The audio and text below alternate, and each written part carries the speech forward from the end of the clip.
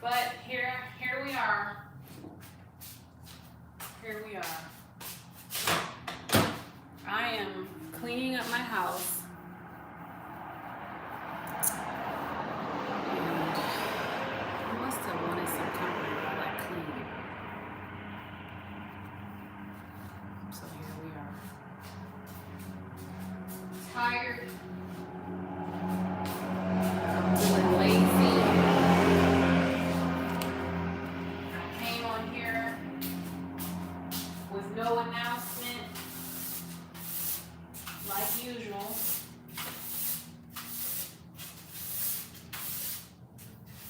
And here we are. I don't know how long I'm going to be on this thing. I can't even tell you.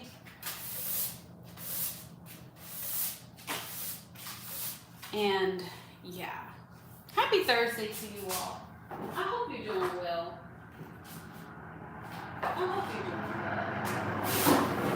This is one of those lives where I actually have to do stuff.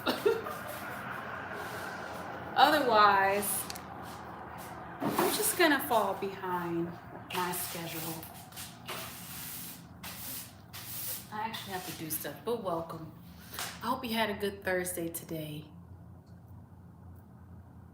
I did. But I've been putting off cleaning my floors and mopping them. And it's not like this is a big space. You know what I mean? So really, there's no rhyme or reason. But shout out to you all. We finally have a name for our group. And our name for the chat is the Belongers. Right? That's it, right? The Belongers. So welcome. Welcome. There's like 2 of you here. And let me tell you, 2 is more than enough. 2 is more than enough. But yeah, you guys, I just got done talking to my neighbor. You know, my neighbor told me today that he loved me. He's never said that before. And I thought, wow.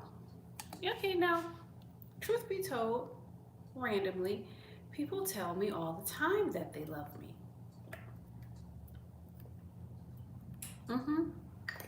And I tell people all the time that I love them, just like I love you guys, right?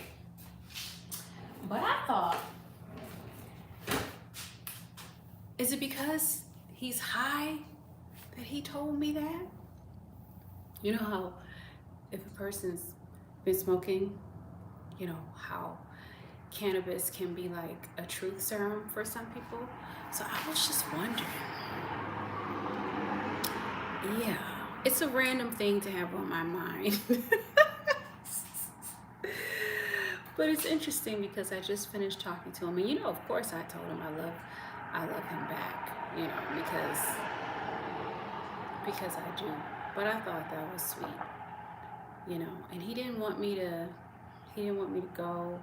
We were just talking, shooting the breeze, and you know, he was smoking and I was listening and drinking my coffee or whatever coffee I had left in my cup. And he was just, you know, and then I told him, I tried to leave earlier. And he's just like, wait, where are you going? And I'm like, well, first of all, I have to eat, but I was like, I gotta clean my floors and do this and do that. And he's like, oh, that can wait. I thought it was really sweet. I think, you know, he's been having issues with his leg, and that has kind of hampered his mobility a little bit. So I think that he was just maybe feeling lonely for conversation. And so I was out there for probably a good, I don't know what time is it. Gosh, maybe like almost 2 hours or so, just hanging out with him and talking to him. So yeah, and now I'm here, and I'm here briefly, but I wanted to come on here and show my face and say hi. I don't have an expectation for anybody to be in the chat because who knows where people are on a Thursday night. Who knows? And I know I haven't been good ever at, hey Quay, I haven't been good ever at telling people when I'm going live. How are you? Happy Thursday to you. Happy Thursday to you.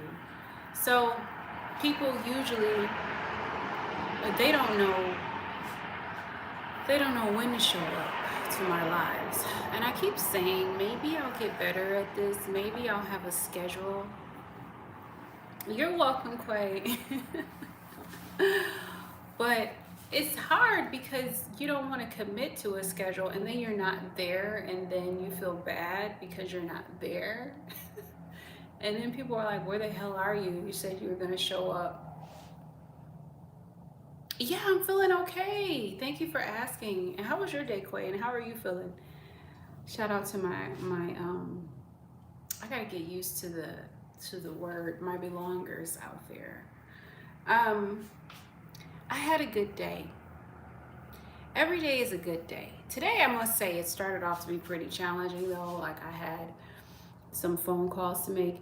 You ever have one of those days where people are just not making sense? Oh, you just finished? Oh, what was for dinner? People are just not making sense, you know. Like, I did some work, some voice acting work or whatever. And the way that the company works is they don't pay you until like, oh gosh, like 60 days later. And then the payment is bi-weekly. Oh, Mexican lasagna. Ooh, I've never had Mexican lasagna, taco salad. Okay. I've never had, what did you say? Skillet tacos. Is that what you said? Let me see. Is that what I heard? Yeah, I've never had skillet tacos. I never had those. But yeah, interesting. That sounds tasty. I still have my corned beef. Look at this slow cooker.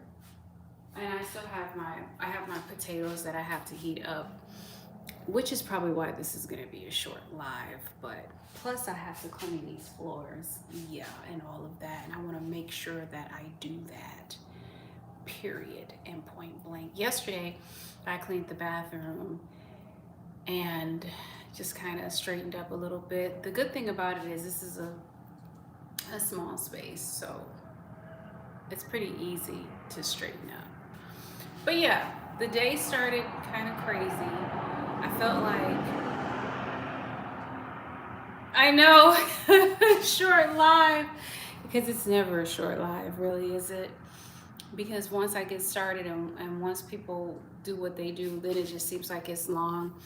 But, you know, I do have some training that I have to do tonight, and I do have to clean my floors, and I do have to have some adulting to do. But yeah, so I was reaching out to this company about my check, you understand? Because I'm like, I did the work for you guys. You know, there's one thing I don't like, please don't play with my money. Don't play with my money and don't play with my feelings. Those two things that you cannot play with. Because the moment I feel like you're playing with my money and you're playing with my feelings, I got a problem.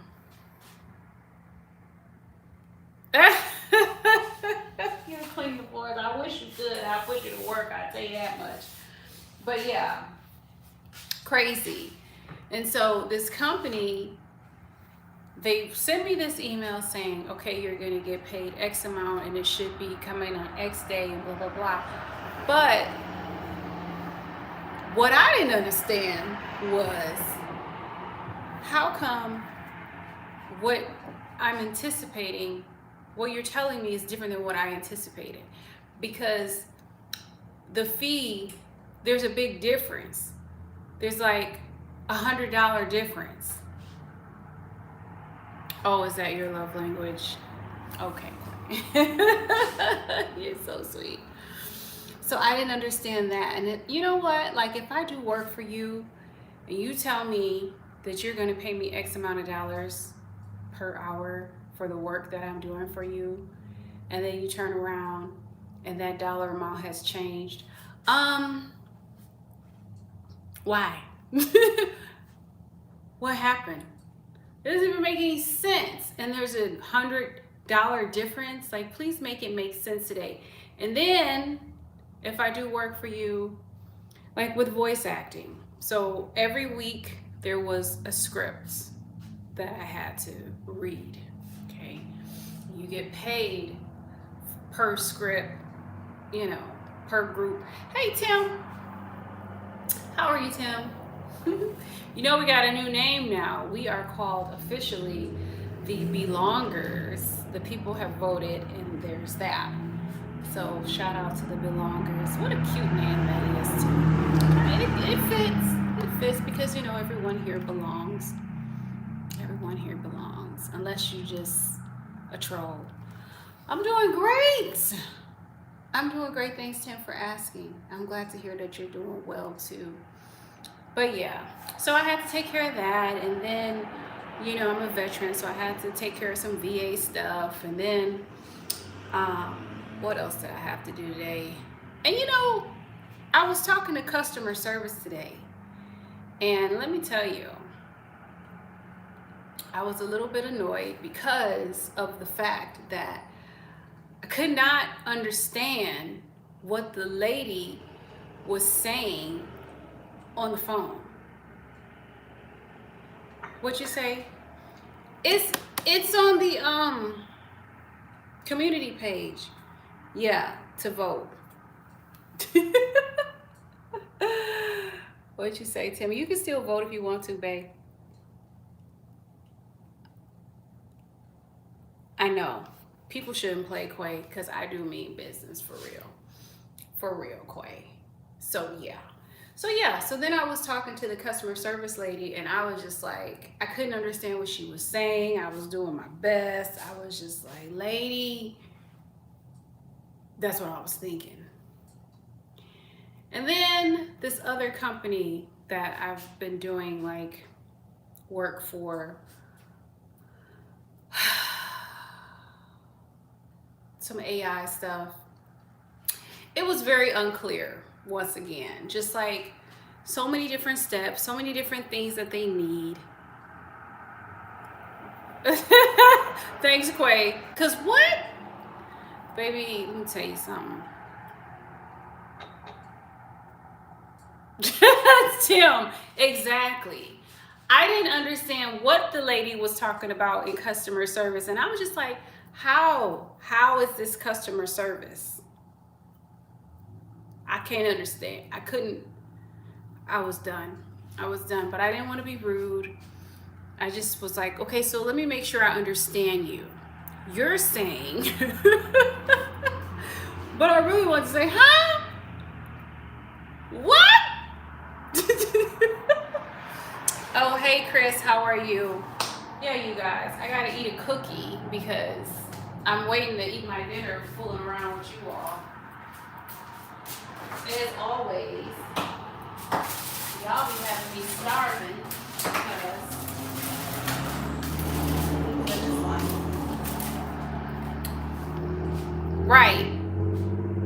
Right. Excuse me, ma'am. What?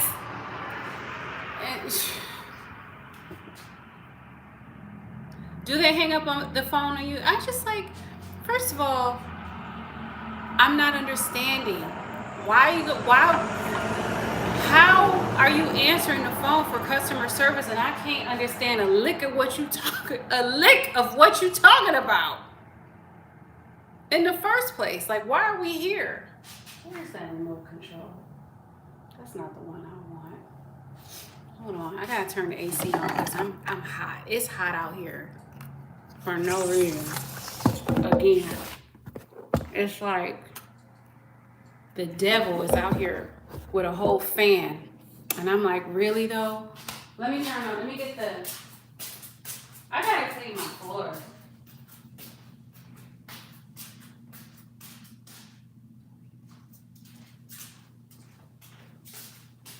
clean my floors. Everything feels dirty to me. It's just like, oh, it's craziness. It's craziness. But yeah, so then this other AI company, I was talking to them and trying to get clarity on what they want. They got 1 billion steps just to do one thing. Oh, hey, 9509. Shout out to my outsiders. I've said outsiders. You guys are not outsiders. Why do I say outsiders? Belongers. Which is on the opposite end of outsiders. Oh, man. I tickle myself. I really do. But yeah. So it was one of those days where everybody that I talked to on the phone didn't make any sense. And then it was this other customer service that I was dealing with. And it was a simple question. A simple question. Y'all owe me $20. I don't care that it's just $20. Why did you subtract $20 when you owe me $20? And nobody could answer my question. I kept getting transferred and transferred and transferred and transferred. And then, you know, at that point, I said, you know what? This is not worth my strength. Ooh, I wish I knew how to make a Philly cheesesteak. Personally, here's some cooking advice. I recommend that you book a flight to South Philly and you go to the hood and you go get you a Philly cheesesteak over yonder. Because let me tell you, the first time, and I've had this conversation with y'all before, the first time I ever had a Philly cheesesteak, I had it in Philly, in the hood, and it was right after I got my tattoo. This is the first tattoo I ever got, which means elegant. So, and I got it on South Street. But yeah, my friend took me to the hood in Philly, and that's where I had my first Philly cheesesteak. It was so rich. Oh, you made them? Yeah, I wish I could. I wish I could, but yeah, baby, that was my experience. And let me tell you, I haven't had anything that even resembles that. Now, I've had some decent Philly cheesesteaks, but who is this out here with these bikes in the street? These kids out here. But yeah, But how do you plan on making yours? That's what I'd like to know. The one that I had in the hood, it was juicy. Oh yes, it was juicy. It was too rich for my blood because being from Wisconsin and all, I wasn't ready for all that flavor. Even though Wisconsin has really good food, I used to go out to eat every week on Thursday with my friend who was a foodie as well. And we would go out every week, go to different restaurants, sometimes the same restaurants in Wisconsin, and just enjoy ourselves. It was such a treat. It was such a treat. But yeah. So today was an interesting day. It started off with people being confused. You know, people telling me to watch a video. I try to watch the video. I can't access the video. I'm like, why are you telling me to watch a video that I have no access to? Why are you telling me that my money is coming, but it's a different amount than what I expected? And where's the rest of it? And when is that coming? Because I want to know. And then why are you telling me something I don't even understand altogether about policies and procedures? You know, it was just one of those days. I was like, yesterday was a new moon. Where is my phone? Let's go into the energy of the new moon. Huh?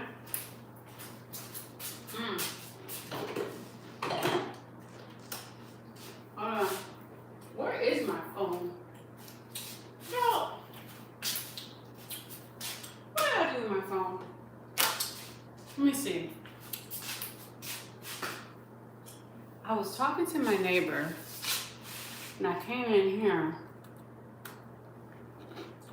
and plugged you up. Let me see. Hey Siri, where are you? Child, Siri in the bedroom. Hold on. Turn on my lights. Siri in the bedroom, child.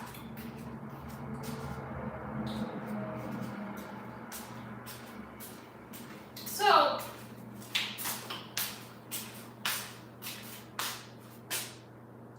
I was just, Tim, you already know what time it is. I went ahead and I turned on my coffee pot because I got some leftover coffee. You know, I wanted to see what that do. Oh, wow, interesting. Okay, what was I going to look up here? Ah, the new moon. Let me go in here. So yeah, people were not making sense. And normally, I'd say, if it's a full moon, people are not making sense. Back in the day when I was a law enforcement officer, when people were cutting up, I'd be like, is it a full moon? Apparently that's a thing. Okay, so let me see. New moon energy. First of all, I want to see what sign this new moon is in. Yeah, you already know I'm in my robe. If I could be naked, I'd be naked. You know what I mean? First of all, new moon. Let me look it up. I'm gonna go to thank you for the love. What's the name of that site? It's on YouTube. Sidereal Astrology. Let me see if I can find it. Sidereal Astrology. Okay.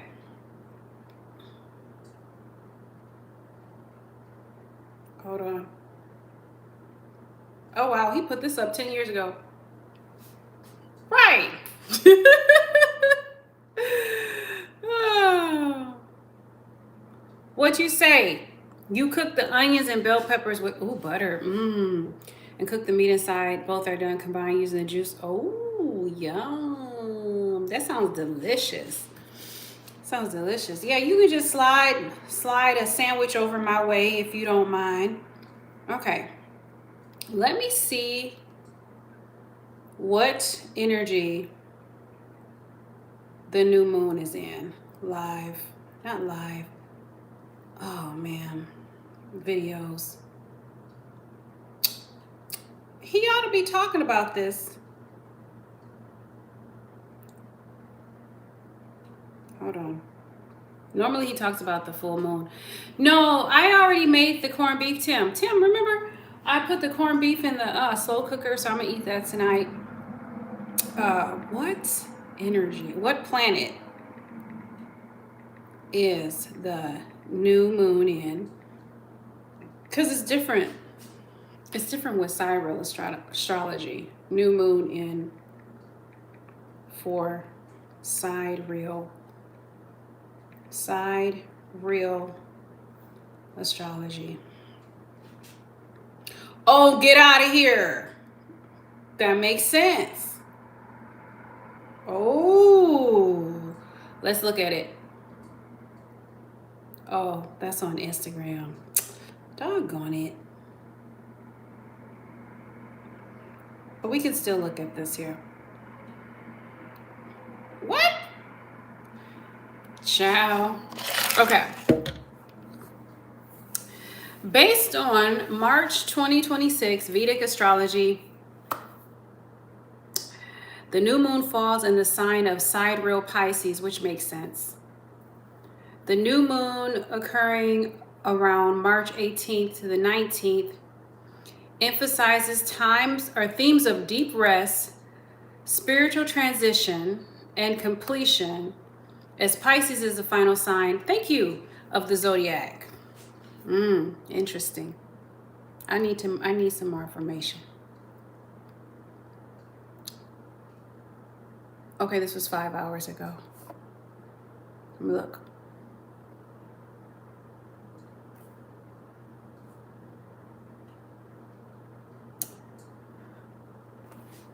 Oh, I agree. Everybody needs somebody that can get down in the kitchen. You ain't lying. Because we all like to eat.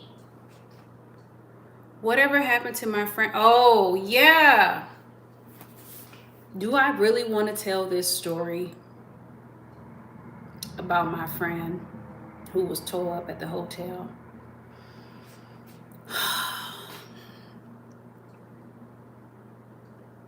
First of all, thanks for asking. Second of all, I don't know, soul solstice, what possessed me, because you know I have to clean my floors and have my broom here. Thank you. I love your girl. It's a cute name. So my friend really, how do I tell this story without revealing too much? Put it to you this way. After almost 30 years of friendship, and yes, almost 30, almost,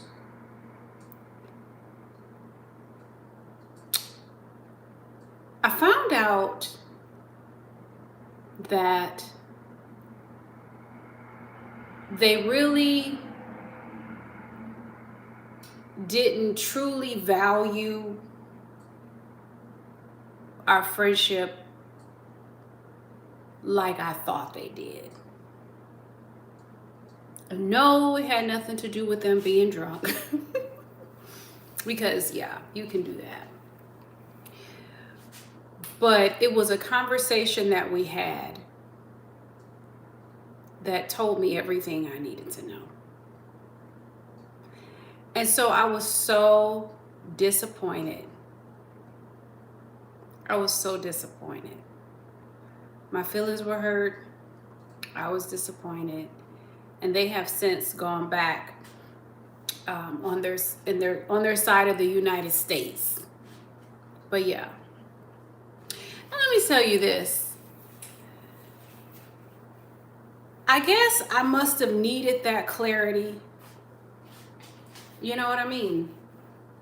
Because even though it hurt to have them act like a whole asshole, it was necessary. It was necessary. So it was like a wake-up call for me. Okay, now let me just do the math again so I let you know exactly how long me and this person were friends, just so you understand. Okay, so let's see. Yeah, 26 years. That's why I say damn near 3 decades. 26 years. So what do you do when you've had a friend for damn near 3 decades? No, no, Steve was somebody that I just met. I hadn't known Steve a long time, so Steve was just, see, y'all be in my business because I be putting y'all in my business, but now I gotta make a pot of coffee, and now because I gotta eat my other cookie and then talk to you all. But y'all, I'm not gonna be on this thing all night. I'm gonna be on this thing for a little bit, but not all night. Is that right? Okay, we're gonna talk about that. Hold on. Let me make this coffee. Hold your horses. Because the old coffee just won't do. And I think I'm gonna do half a cup. And then if I get too hungry, I'm gonna have to eat my corned beef and my potatoes. Anyway, this is the coffee, Seattle's Best. Remember I told you that they went up on their price and I thought they had lost their damn mind. So I went and I got generic, well, this other version. Do I have it? Oh, I have to go. But it was still just as good. But anyway, yeah. Steve is somebody that I met around here, Soul Solstice. And I went ahead, and I had to get rid of Steve because he was just too negative. But we're talking about a friend that's been in my life for a long time. Steve had only been in my life for, gosh. Oh, I don't know. Maybe a few weeks, maybe a month and a half. When did I meet Steve? I probably met Steve maybe about a month and a half ago, I'm thinking. Hold on. Let me make her coffee. Okay. But the friend that I'm referring to, we had so much history, and it meant nothing to them. So I'm gonna tell you something. And some of y'all gonna be like, well, some of y'all not gonna be surprised at all. You see, it goes back to the age-old question of, can men and women truly be friends? You see, because come to find out, gas is about to go up again. Damn. Come to find out.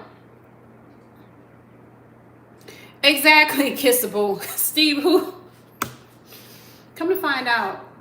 And this friend, back in the day, they tried to get with me. It wasn't happening. Not at all. Not at all. So I would see them date other people. I was their friend. I would give them advice. Hey, Memphis, shout out to you. Baby, apparently those feelings never died. You see there? Hold on, let me put this pot of coffee on. While I let y'all sit with that. Okay? Hold that thought. You holding it? And then I'm gonna go back to the chat. Now see, you see, me and the friend had went through a lot together. Okay?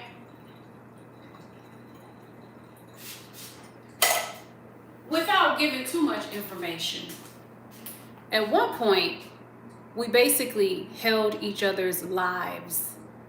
Like, I held his life in my hand. He held my life in his hand. Come to Vegas and live with you? Okay, let's go. All right. So, hold on. Let me make this coffee real quick. Hold on. Hold the phone, y'all. Hold the phone.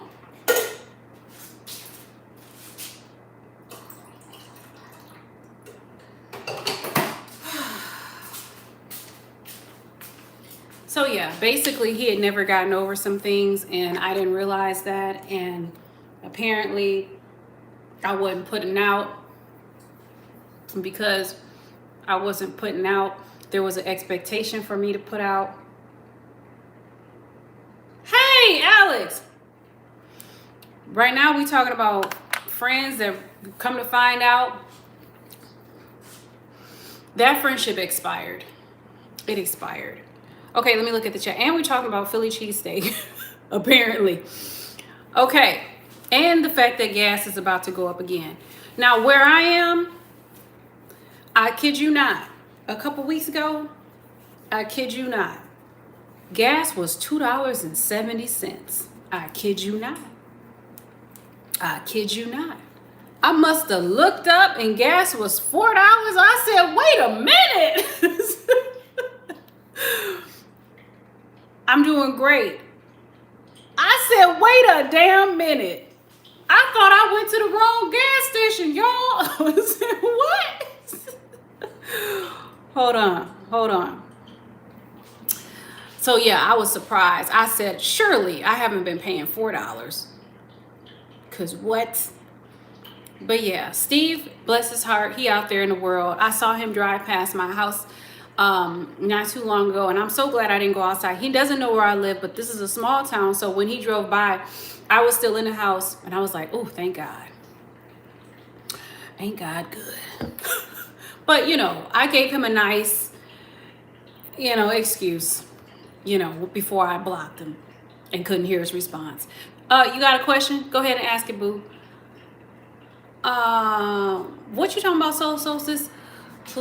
Oh, platonic. Yeah, it was a platonic friendship, or so I thought. I was on the end of it being platonic. Like, if I'm not attracted to you, I'm not attracted to you. If you're a friend, you're a friend. Like, what do you mean? What do you mean? Okay, hold on. Hey, 4858. I've been here, boo. Where you been? It's almost $4 where you are, Donald. Damn. $4. Yes, about $4 here. I went through that with someone who put me through an abusive friendship. No way, Pancho. What happened? What happened? Okay, back to what Jaron was saying. I cook 90% of the time when I go to my brother's house. His wife doesn't help, and I have to watch the baby too. You know what? They need to start paying you. Because what? Again, shout out to Memphis. Hey, Dre, how you doing, boo? What you say is rare that men and women can be friends. It's so sad. It's so sad because basically the man told me, I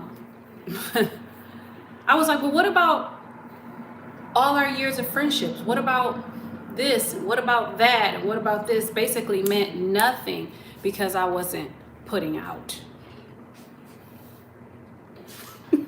Okay. Okay, sure, buddy. Other than that, was there any other reason you didn't want him? I just wasn't attracted to him, Mike. I just wasn't attracted to him. You know how somebody is just your friend, like we kick it, like we, you know what I mean? We're just, there's a few things that I have never like been into doing. Like one, in high school, I've never been into like having a boyfriend that goes to the same high school I go to. I tried liking a boy once while I was in high school, and you know, I was absent one day, and the one day that I was absent, he was talking to somebody else. And I said, you see there? Yeah. Absolutely not. Another thing too, I don't typically date people that I work with because no. Because if it doesn't work out between us, I'm not trying to see you every day. I'm not. I'm not. So in this situation, there were multiple reasons why I said absolutely not. But the most important one was that he was just a friend. Oh, thank you, lovely loyalty. As you can see, this is the outfit of the day. And then, you know, I have my slit. I don't want to show you too much, but anyway, y'all know I'm crazy. You know I like to laugh. I like a good kiki. Okay. Let's see here. Hold on, let me scroll back up. But yeah, I wasn't interested in him. Hey, Tim. What? Tomorrow is going to be $8.50. I know you lying. What you say, 48.58, you can pay for my gas? Yeah, I wish you would. What you say, Soul Solstice, the night you went to rescue Steve. No, it wasn't Steve that was drunk. It was my other friend that was drunk. Hold on. But let me go back to what you said, though. You later posted a fairly provocative short on your YouTube channel. Yeah, well, there's no correlation there. You know, I could be reading a book and then decide that I want to jump up and post a provocative video. Provocative. Because I'm a naturally sensual person who enjoys dancing. So there's no outside variables that control that decision here. It just is spur of the moment, random. But yeah, no connection.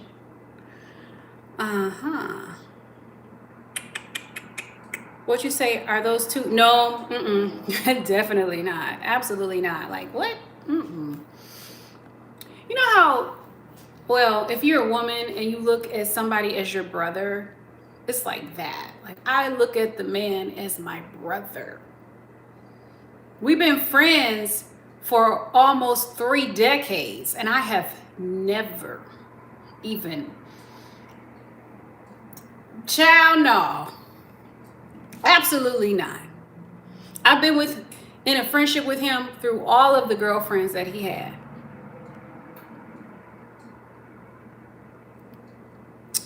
Okay, what you say?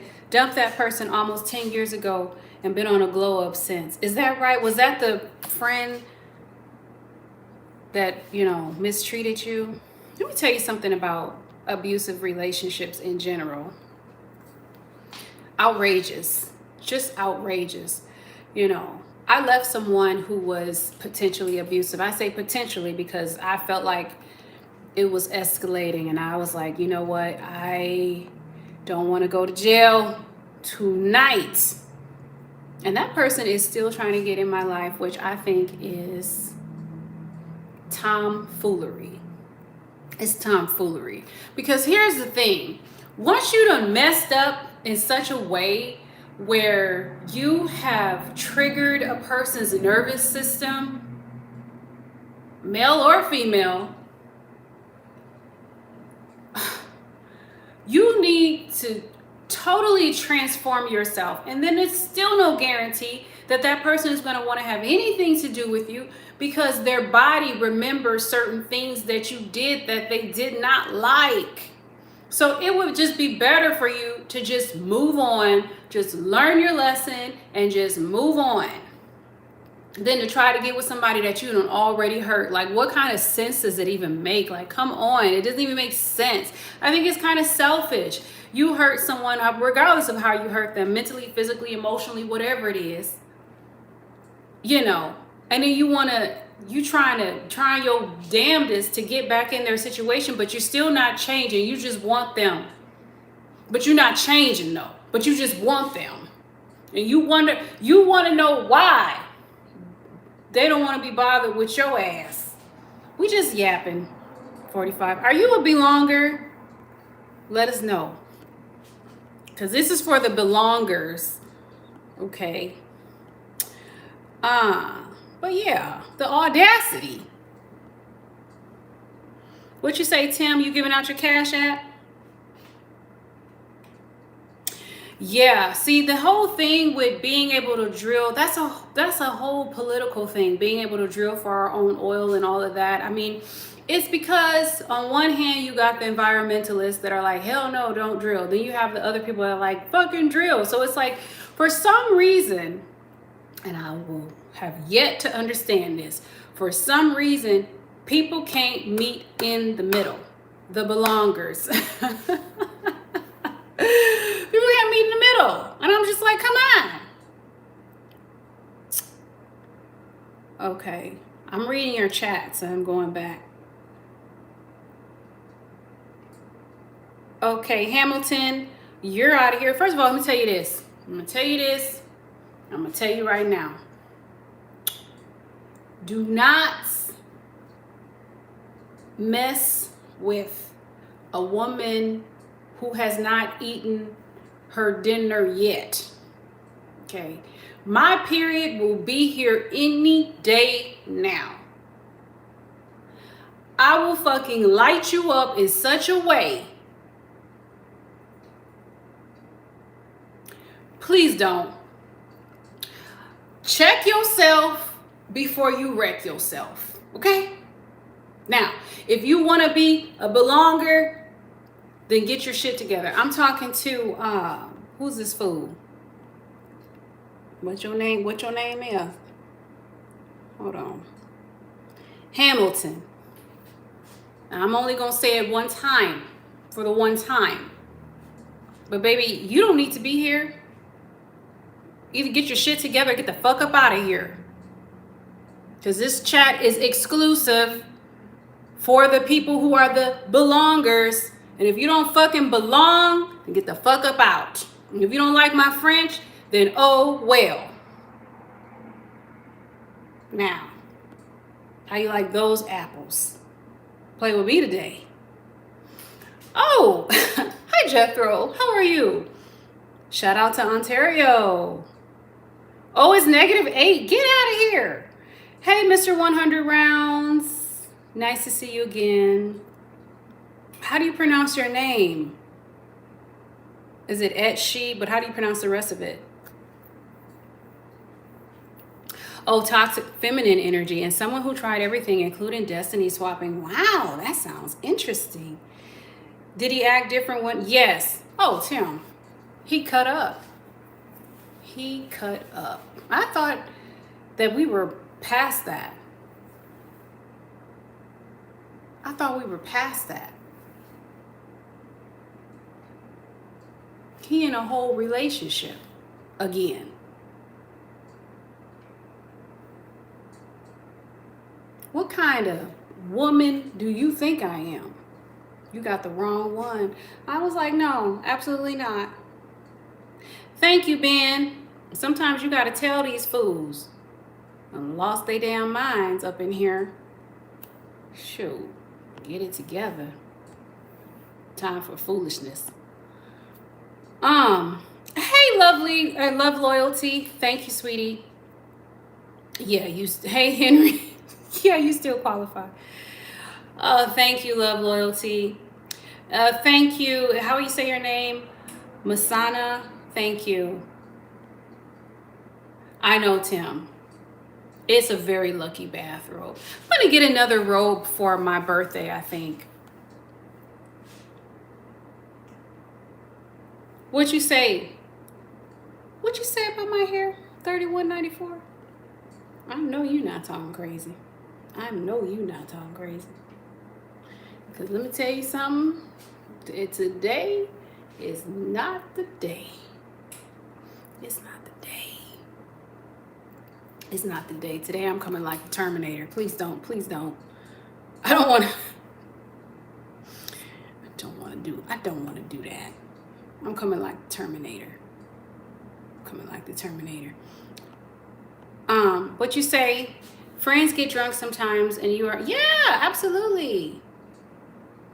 Yeah, Jaren, I was so, you know what? I was befuddled. And he was cutting up in a public place too. Oh, he was cutting up. He was talking crazy. He was talking loud. It was a public place. And in the back of my mind, I was like, nigga. Y'all excuse my French. Exactly. I was like, damn. Okay. Let's see where we at. Let me go back to the chat because you know I'm reading the chat. Oh, did I just delete this message? Thank you, Soul Solstice. You don't know if you belong? Okay, here, let me help you. Bye. Now you never know. Now you never know. Let me tell you something. Tonight, Tim, you better let them know. You better let them know. Oh, hey. Hey, Nick. How you doing, sweetie? More fire. Ooh, I like that name.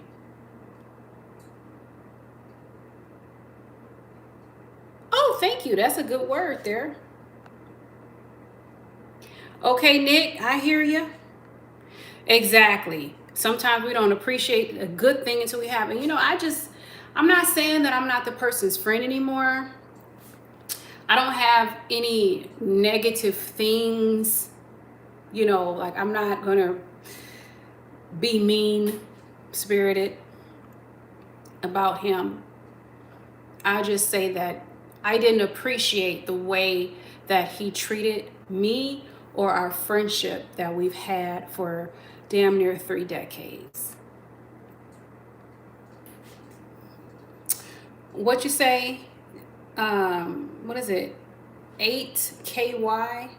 Yeah, no one is perfect, but what you're not going to do is disrespect me in such a way and try to reduce me as a human being and call yourself my friend.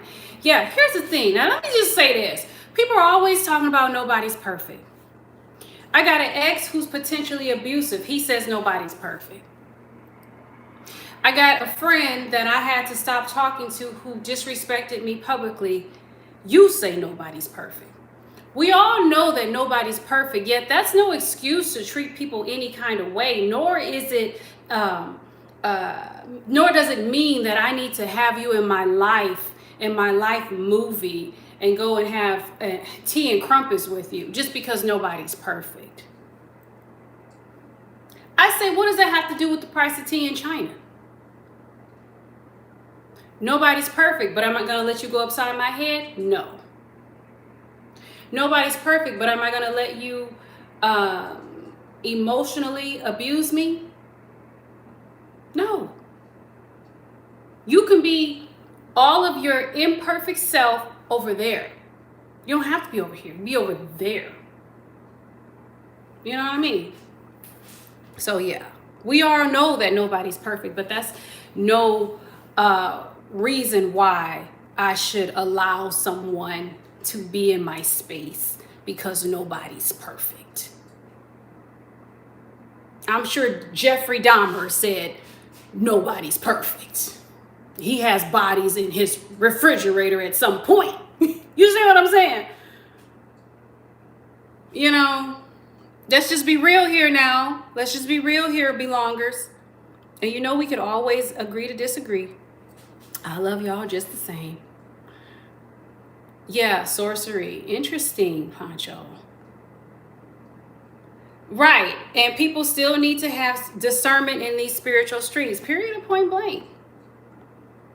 Am I doing cards? I might. Sometimes we break down a good woman. Yeah, I mean, and to me, anybody to attempt to break down anybody, there's an issue with that. Because here's the question, y'all. Why? Why do you feel the need to want to break down somebody in the first place?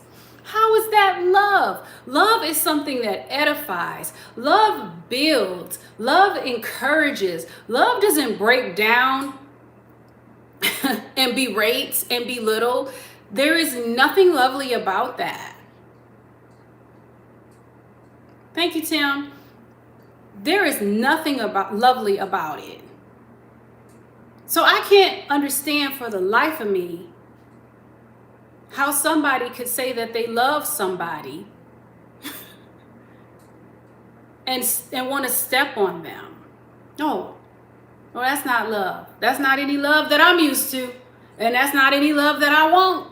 I don't want that. If that's what you call love, baby, keep that.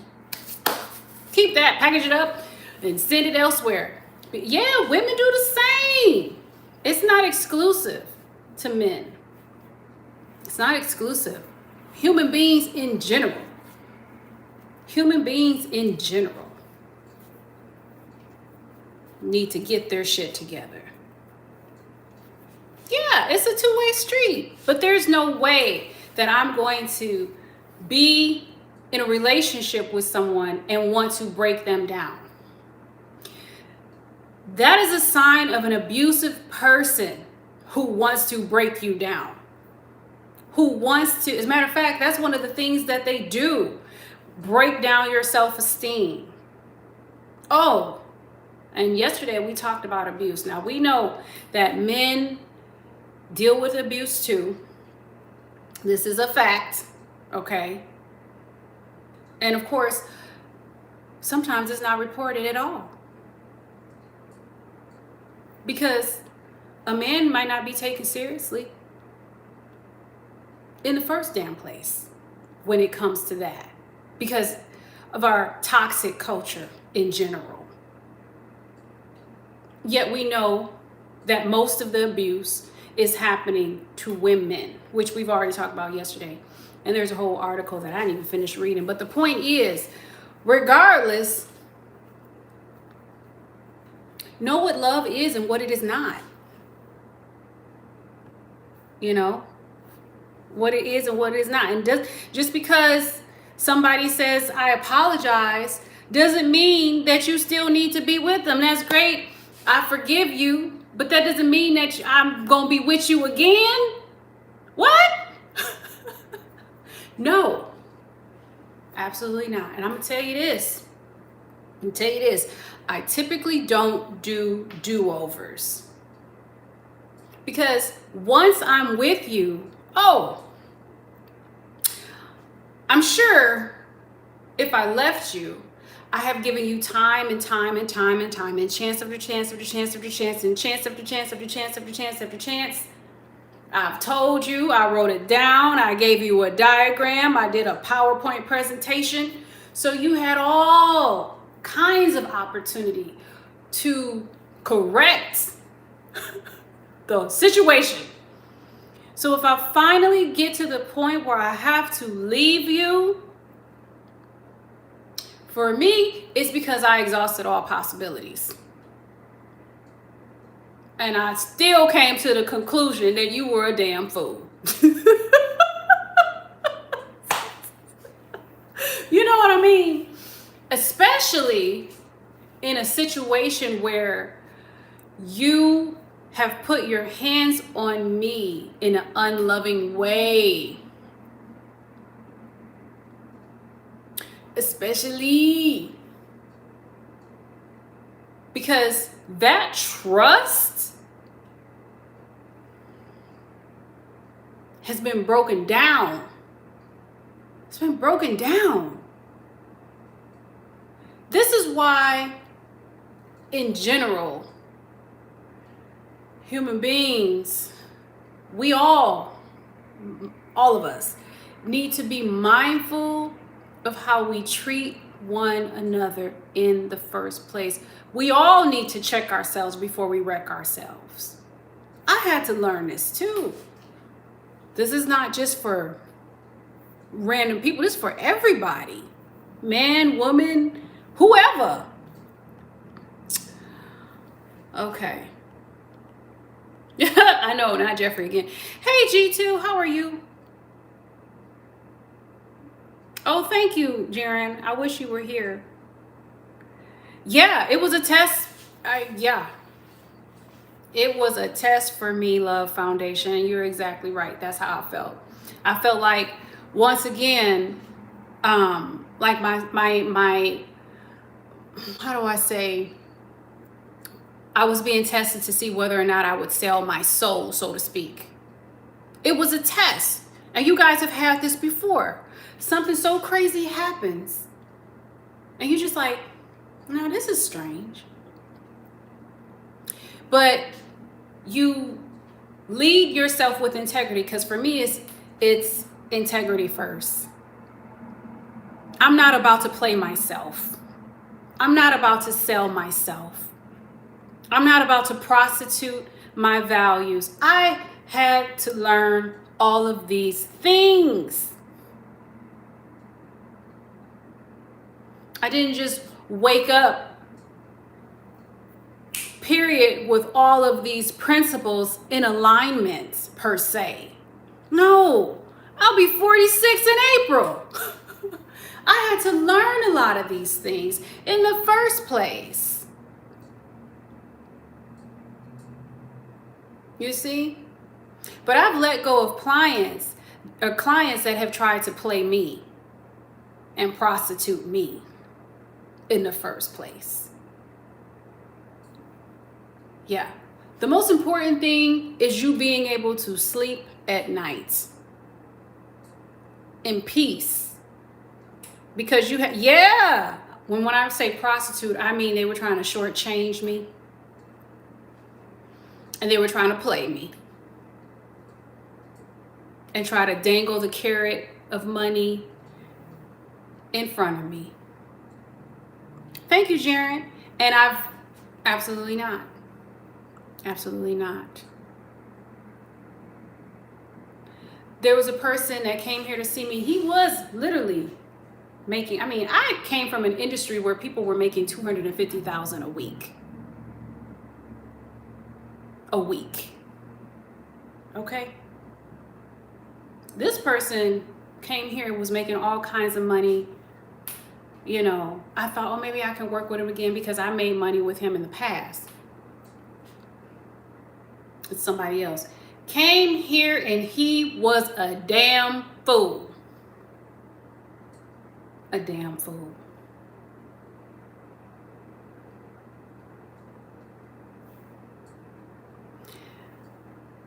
I could have finagled. Oh, there's been many opportunities to finagle things. But one thing I don't do is sell myself. No, I'm not bitter. How come a woman can't tell you a story without you listening and without making assumptions? If I was a man, you would say I was passionate and articulate. But because I'm a woman, you got an issue with me expressing myself. That's too bad. I'm not talking to you. Again, did I summon you to be here? No. No. I'm simply telling stories to the people who have ears to hear. If you don't have ears to hear, close your ears or get out. Because I'm not about to water down my truth. Because you can't stand a person speaking their truth. That's too bad. Wait till I get some coffee. Matter of fact, let me get my coffee. What you talking about? Coming on somebody else's channel talking nonsense. Get the fuck out of here. Shoot. Like, dude, y'all better get those kids. Tim, you better get them. Oh. Hold on, y'all. I'm making my coffee. Give me 1 second.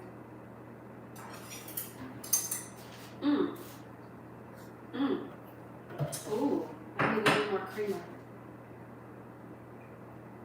You know, people can't come on their own shit and talk their own shit without somebody saying something.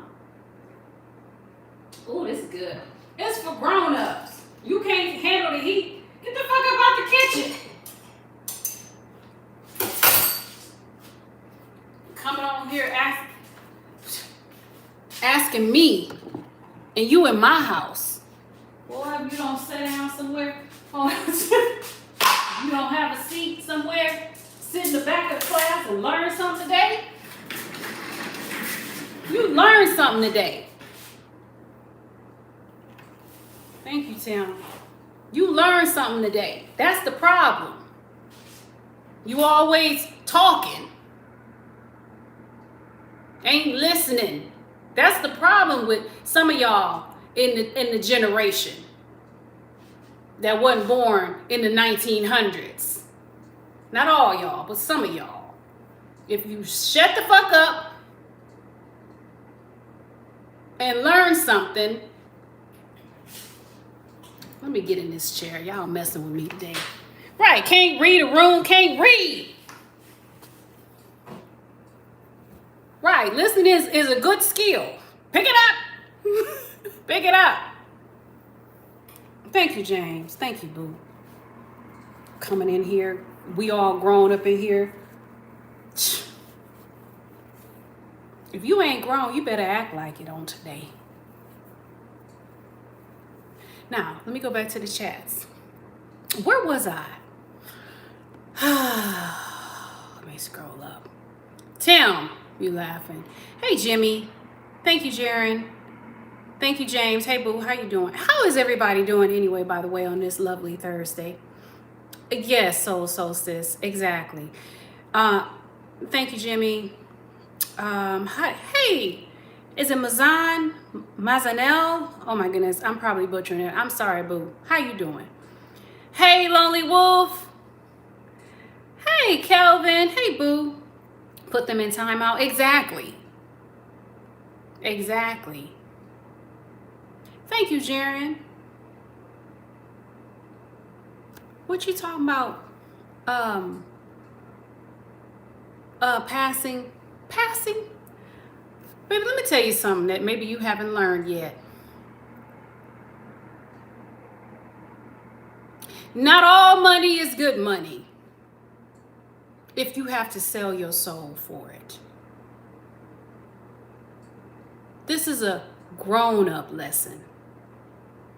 You see? And I'm not going to let somebody mistreat me for $1 bill. I'm just not. If that's you, hey, do you, boo. But that's not my life calling. I'm responsible for myself. I'm responsible for what I put myself into. I'm responsible for the situations that I allow. I'm not going to just let somebody mistreat me because they can pay me. Absolutely not. Because integrity first means integrity for myself. Integrity for myself. When I go in the bed and I lay down, baby, I want to be able to rub my feet together and say all is well. All is well in my soul. Why? Well, because integrity first. Number 2, I've known millionaires who couldn't sleep. Baby, let me tell you something. It doesn't matter how much money you have at the end of the day if you can't sleep. Integrity first for me. Integrity first. Not everybody is like that, and that's okay. You know, I say in my chat, you can do you. There's no judgment. You can do you. But that's not for me. It's not for me. I'm not about to sell my soul for foolishness. I don't care who you are. I don't care what you call yourself paying me. Because the price to sell my soul, just don't even go there. Yeah, it all works together for the good. I'm sure America is very different. Are you saying compared to England, 5615? Oh, hey, Lonely Wolf, how you doing again? Okay. Who I need to put in timeout? Let me see. Oh, hey, how do you pronounce your name? Mikhanu? Hey, sweetie, how are you? And shout out to South Africa. Why what? Mezen? Why what? I still love you too, boo. Thank you, James.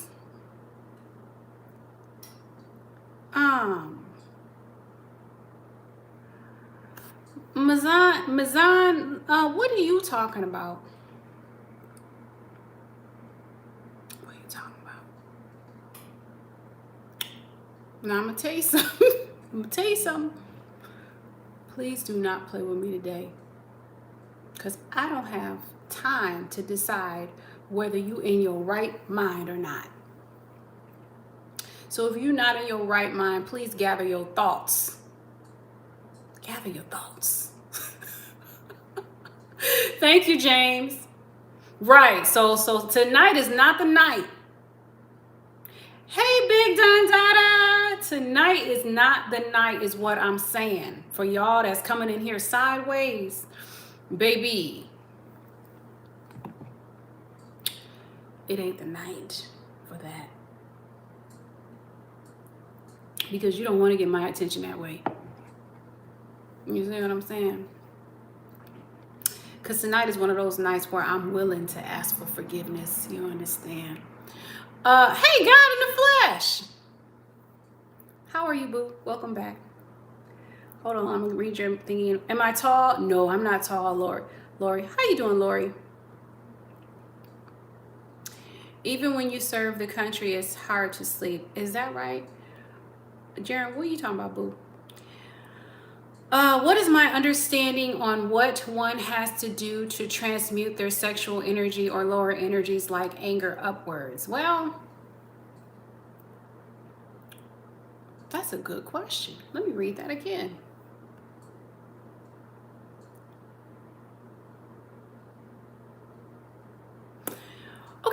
So, I don't know if you read the book Think and Grow Rich by Napoleon Hill. Okay. But there is a key. Okay, first of all, I believe there's like, I think there's like 13 keys. And one of them has to do with sexual energy. Okay. The first thing I want to say is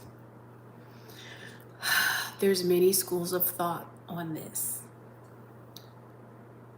Second thing I want to say is I've been celibate for 2 years now. Over 2 years. Okay.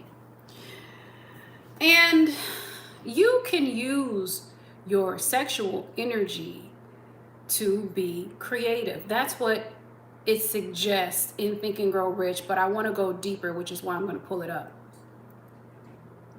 So, sexual energy is still energy, like all things are energy. So it's just a matter of, first of all, grounding yourself in the first place. And remember, I don't know if you were here, but yesterday we talked about how I ground myself. For example, I go sit out in nature. I literally place my feet on the ground in the first place. Now, when I create, I find that grounding myself is helpful there as well. There's all sorts of different meditations you could do, but sitting in nature is a meditation in itself, literally allowing your feet to be on the ground. If you can too, laying down on the ground. Laying down on the ground. But to me, powerful to have your feet on the ground, because then you could visualize your feet like growing roots, you see. And then at the crown chakra at the top of your head, you can visualize a light coming from the top of your head all the way into the heavens, so to speak. So in a way, you're creating this image of balance. Balance because things are coming in through your crown chakra and your feet are still planted on the earth, meaning that you'll physically do things here. So it's more than just being in your mind. It's actually pushing that energy into the earth so that you can create something physical, for example. Now, how do I know about this? Well, first of all, I had looked at Think and Grow Rich a long time ago. This is when I was trying to finish my doctoral degree in the first place. And I felt like I needed to have some sort of, like extra help. So when I came across the key that talks about sexual energy, which I'll pull it up. Good question. And it didn't really say anything about transmutation, but it implied that. Hold on.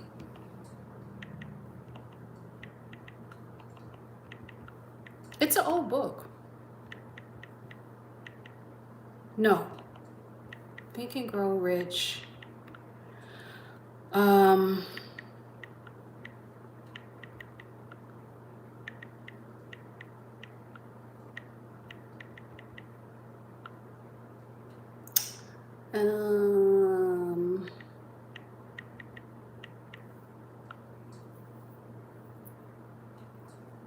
Yeah, okay.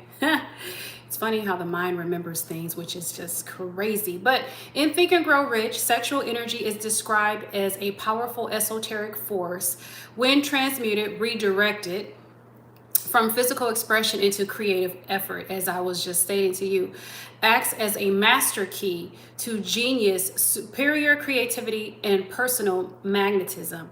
Napoleon Hill argues that sexual desire is the strongest human motivation and can, through willpower, be redirected to fuel ambition, art, literature, and wealth accumulation rather than being wasted solely on physical pleasure.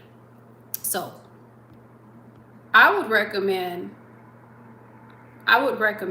that you read Think and Grow Rich and really study that key right there. The power of transmutation. Sexual transmutation is shifting the mind from physical desire to creative effort. It turns sexual energy into a higher form of mental energy, increasing mental focus and vibrations. Of course, we're all faulted. Of course, we're all faulted. And yeah, you guys don't have to, you don't have to believe or agree with any of this. I always say, like LeVar Burton, you don't have to take my word for it. Do your own research, okay? This is simply information, okay? But genius and creativity, the desire for sex expression is powerful enough to step up the mind into a higher rate of vibration. Osho talks about this too in Tantra. Also, that's another thing that you could study, Tantra. Allowing for greater imagination, courage, and creativity. Magnetism and action. Transmuted energy adds warmth to your handshake, as it says here. Strength to your voice and attraction to your personality. Interesting. Not repression, but direction. The emotion of sex should not be submerged or destroyed, but redirected to avoid wasting it, as it acts as a mental stimulant for ambitious goals. The mastermind connection. Okay, that's another thing he talks about in Think and Grow Rich. Successful individuals often use the energy of romantic love or a mastermind alliance to further motivate their actions, allowing the energy to boost their creative output. Okay, so yeah, read Think and Grow Rich. Now let me go back to make sure. Okay. Now back to anger. So we talked about the sexual energy. Now let's look at anger, which is also an energy as well. Again, what is your understanding on what one has to do to transmute their sexual energy or lower energies like anger upwards? Okay, now with anger, I recommend the Osho's dynamic meditation. I don't know if you ever heard of that one. I like it because there is a version, which is the true version, that lasts about an hour long. I feel like it's 5 parts to that meditation. And I think it's in part number 2 where you're just expressing yourself. You're screaming, you're kicking, not kicking anybody. You're doing this by yourself too if you can. If you can. You are just having a whole fit. And what this does is it goes into your subconscious mind and it unlocks things. So be careful. Be careful, because some people are not ready to go into the basement of their subconscious mind. And yet, if you don't release things that need to be released and clean house there, then you're subject to repeat things in your current reality. You see what I'm saying? Because your body is looking, or your mind is looking at your subconscious mind and saying, oh, it's some shit here. Oh, you believe money is evil. Oh, okay, guess what? You're going to have a hard time attracting money into your life, for example. Or, oh, you're afraid of being in a relationship because, let's say, if you suffered abuse, and if you guys have ever suffered abuse, I'm sending you my love. I'm sending you my heart. I'm sending you positive vibes. Please know that you are not alone. So maybe if you suffered abuse, certain things are locked into your subconscious mind that you haven't dealt with, because that's how your body tends to protect itself. Just throw it in the basement. Can't deal with it right now. And that may affect your present day relationships in such a way, you see. Anyway, so I would recommend Osho Dynamic Meditation because it also gives you the opportunity to get the anger out. If you don't want to do that full hour meditation and anger is an emotion or energy that you're dealing with, then you need to deal with that anger. One of the ways you can deal with your anger, I know it's going to sound so silly, but by yourself, punching a pillow, ripping up a piece of paper, just get the energy out of your body and don't allow it to just fester within you. Another meditation that I have come up with, because I call it the Trojan horses, and anger is one of those Trojan horses, is simply by, again, sitting and being in a place of stillness and focusing on whatever energy you feel within your body, and whether it's sadness or whatever it is, and just allowing it to naturally come up in your body and just look at it. You could look at your anger without letting it overtake you.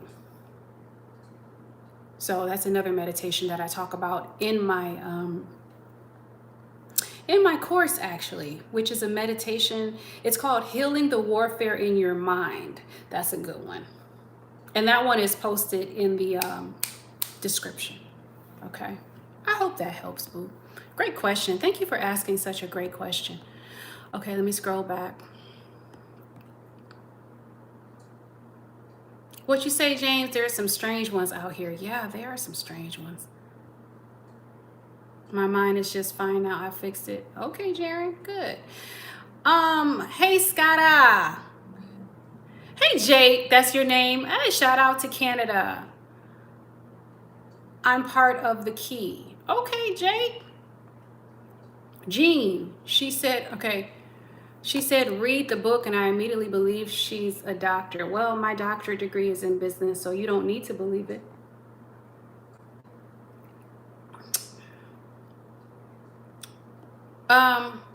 Who's Tyler, boo? Scotta, are you okay? Yeah, chastity could be a powerful tool, you know. Okay, Jaren, thank you for asking this question. What's my view on musical harmonic healing? Ooh, what a great question. Okay, you guys familiar with the water study? Let me pull it up. I don't know if you're familiar with it. Water study. But basically there was a study done and they were playing music for water. Okay. If we look at music, music is a vibrational frequency, like everything is a vibrational frequency, you see. And in this study, the water would respond based upon it being played music. You know how they say, like when you play music for your plants, that it actually helps your plants to grow better? It's interesting. So let's look at the water study with music. I think it was done with words too, which words are vibrational frequency as well. Everything is. Water study with music.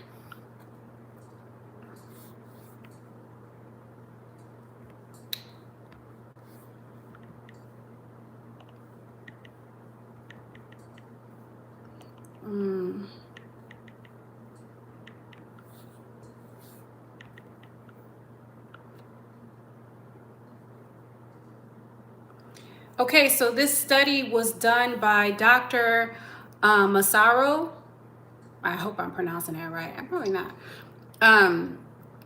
It was done during the 1900s to the 2000s. He investigated the effects of music, words, and intentions on water crystallization. He claimed that positive music, classical, and words, gratitude, form beautiful symmetrical ice crystals, while negative music, this is what he said, heavy metal and harsh words produce, he said heavy metal, which produce chaotic structures, suggesting water holds memory. And it's interesting because your body is mostly made up of water. Fascinating. So do I feel like music can potentially have an effect on your well-being? Absolutely. Absolutely.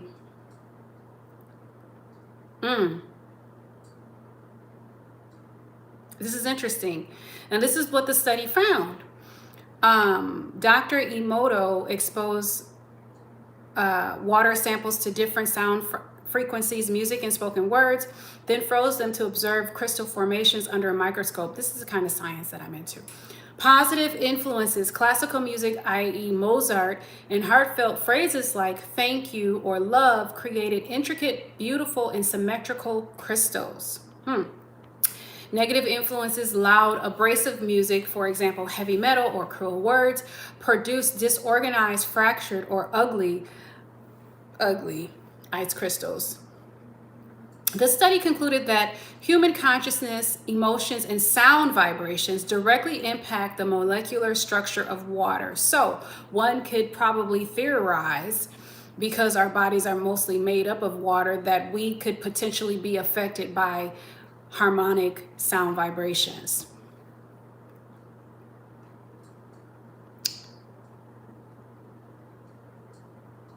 Now, of course, every study, there's people that could, try to debunk your study, for example, or criticize your study. And this study was no exception to the rule, because they considered it pseudoscience. And sometimes things are considered pseudoscience until scientists have proved beyond a reasonable doubt.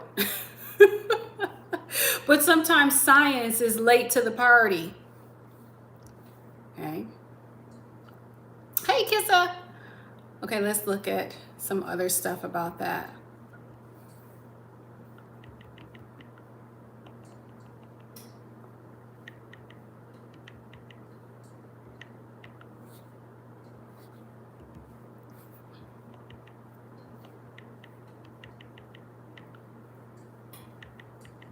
Have you ever heard music that was not playing? For example, have you ever heard the sound of water? Or have you ever, you know what I mean? Have you ever heard sound that you wouldn't expect to hear sound, and hear music from that sound is the question.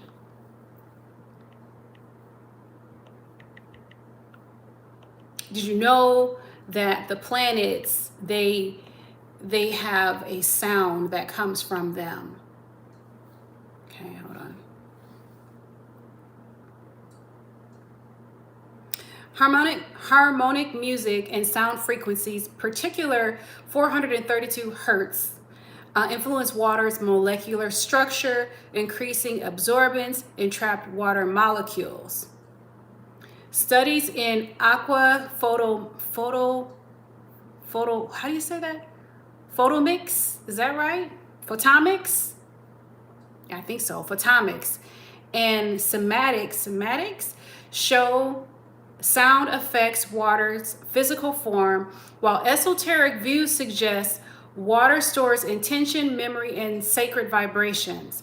The key concepts include water as a living, communicative entity and a carrier of or mirror for spiritual energy. Interesting.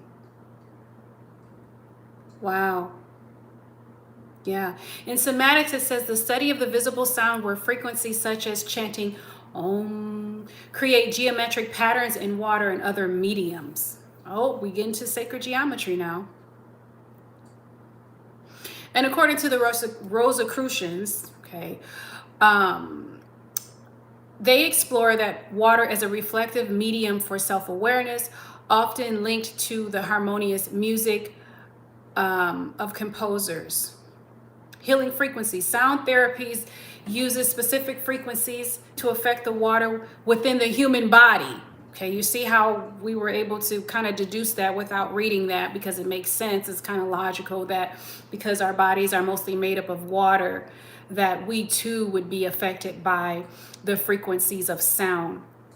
As it says here in sound therapy uses specific frequencies to affect the water within the human body to restore balance. This is one of the reasons why we chant Nam Myoho Renge Kyo. Okay. Research from nature confirms that water acts as an efficient conductor of vibrational energy.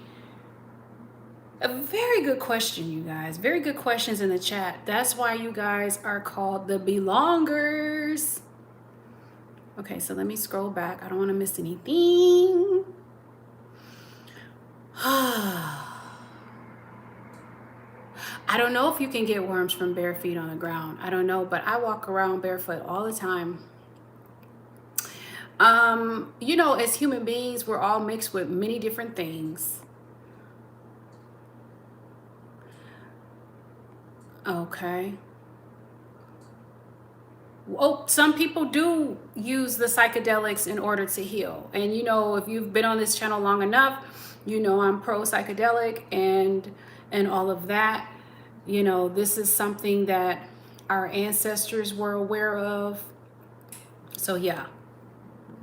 Yeah.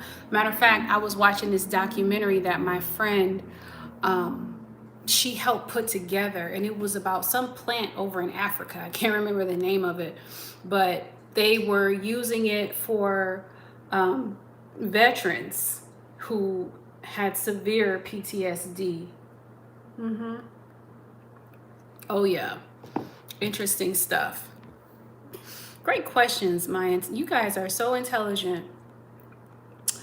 All right, let me go back.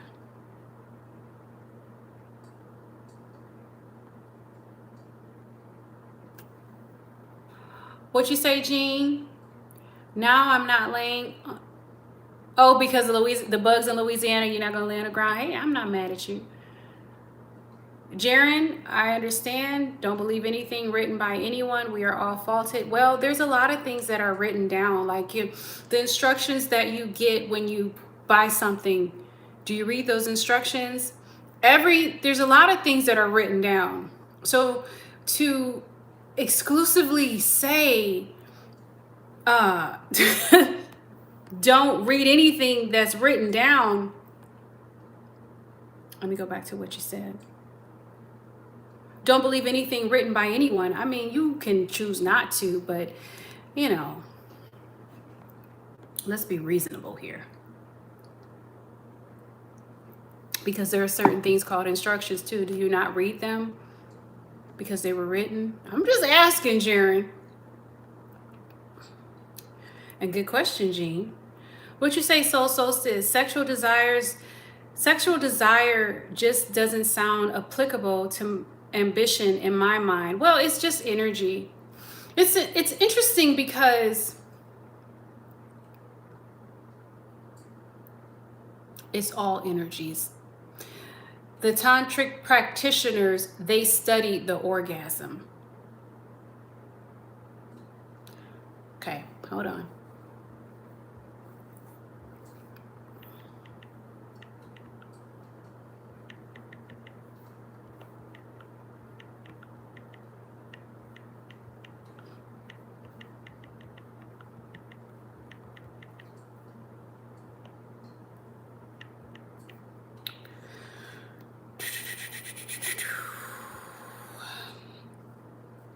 In Indian tradition, I wanted to look this up. Sexual energy, for example, is viewed as a sacred, powerful life force, prana, that can be channeled for spiritual enlightenment or creative purposes rather than merely for pleasure. It is seen as a forgotten alchemy. This is why our ancestors knew the power of sex, making love. We have seemed to have forgotten that. Nevertheless, can be channeled for spiritual enlightenment or creative purposes rather than merely for pleasure. There's multiple ways of looking at this. One is connecting with someone and channeling your energy to a particular thing. That's a magic in itself. Another is being with yourself and channeling your energy into whatever you wish to channel your energy in. Anyway, this is seen as a forgotten alchemy that connects physical union to spiritual union, often emphasizing conservation, sublimation, and conscious awareness over sheer indulgence. There are so many meditations that go into this kind of thing. You know, like even looking at the Kama Sutra, which treats sexual energy as holy rather than shameful. And I can't say this word. Let me look it up. I ran across a video on this the other day, ironically. Hold on. Let me look up the pronunciation. Pronounced.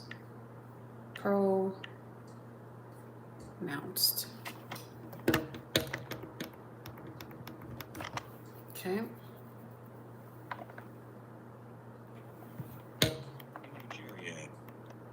Let's see.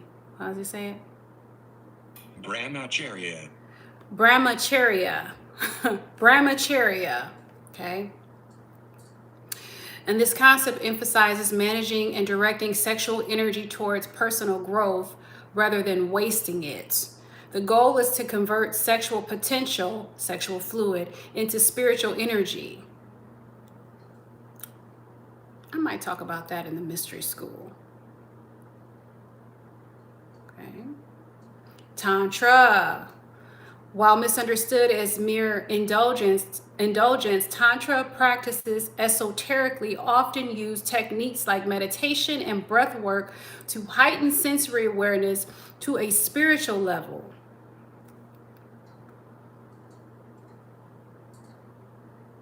Okay.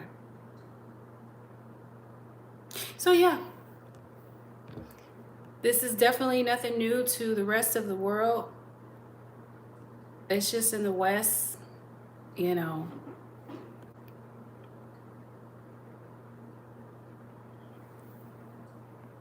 Okay, let me scroll. Okay, you believe your own discoveries. Good for you, Jaren. Yep, my doctorate is in business administration. Hey, Ben, how you doing? You can listen to that as an audiobook on YouTube if you got 10 hours. I think I have it on paperback. Most of my books are in a box in the garage. Which audio? Which one? Ben, I've answered your question, sweetie. Thank you, Soul Solstice. Thank you. Yeah, the dissertation, the PowerPoint that talks about the dissertation is posted and pinned on the channel in case you wanted to know. Okay. And also, if you look at the community post, then you can see where you can actually get the dissertation. It is peer reviewed and it is a published study. Okay. I always believe in Christ and God and the Holy Spirit. I don't trust men or women. Well, unfortunately, men wrote the Bible and decided what would be in it. So that's ironic. And there's nothing wrong. I'm gonna say this. This is why we are the belongers. Everybody's welcome here. No matter what your spiritual system is, what your religion is, what your ethnicity is, what your political background is, whether you agree, disagree, doesn't matter. As long as you're respectful, that's great. But yeah, you know. But things, at the end of the day, things have been written down, you know, for a long time. But I can understand how someone doesn't trust anything, and that's fine too. That's fine too. That's your right. Thank you, God in the flesh. Thank you, sweetie. Thank you for being here. What'd you say, Ben? Oh, a business doctor. Well, you know, it's funny because just because my doctorate is in business, actually, it says a lot. You know, it says a lot about how I am as a researcher because I have a doctorate. Even if the doctorate was in education, for example, or healthcare, for example, because there is a process that happens when you add to the body of knowledge as a doctorate or as a doctoral student or doctoral learner, or after you completed your doctorate degree. There's a whole journey that you take, and you can know more about that if you take 33 minutes of your precious energy and you look at what I posted online that talks about how I arrived to my research, etc., etc., etc. So as a doctoral student, you learn about research, you learn about methodology, you learn about all of these things in order to even do your research. You have to have that background knowledge. And so naturally, I'm a researcher. Now, from a spiritual standpoint, we are all spiritual beings. Okay, now this is just my perspective. You don't have to take on my perspective. Yet for me, growing up as a child, I was already reading books on ESP, and I was already reading people's palms on my way to school. I was already engaged with a world that was outside of the world that I could physically see. So, yeah. So, if you're trying to reconcile the two, how is a person with their doctoral degree sitting here talking about spiritual things? Well, because I was always into that unseen world. And it just so happens that I'm the type of person that is left brain and right brain, which is to say logical and intuitive. So I hope that makes sense. Okay, moving on.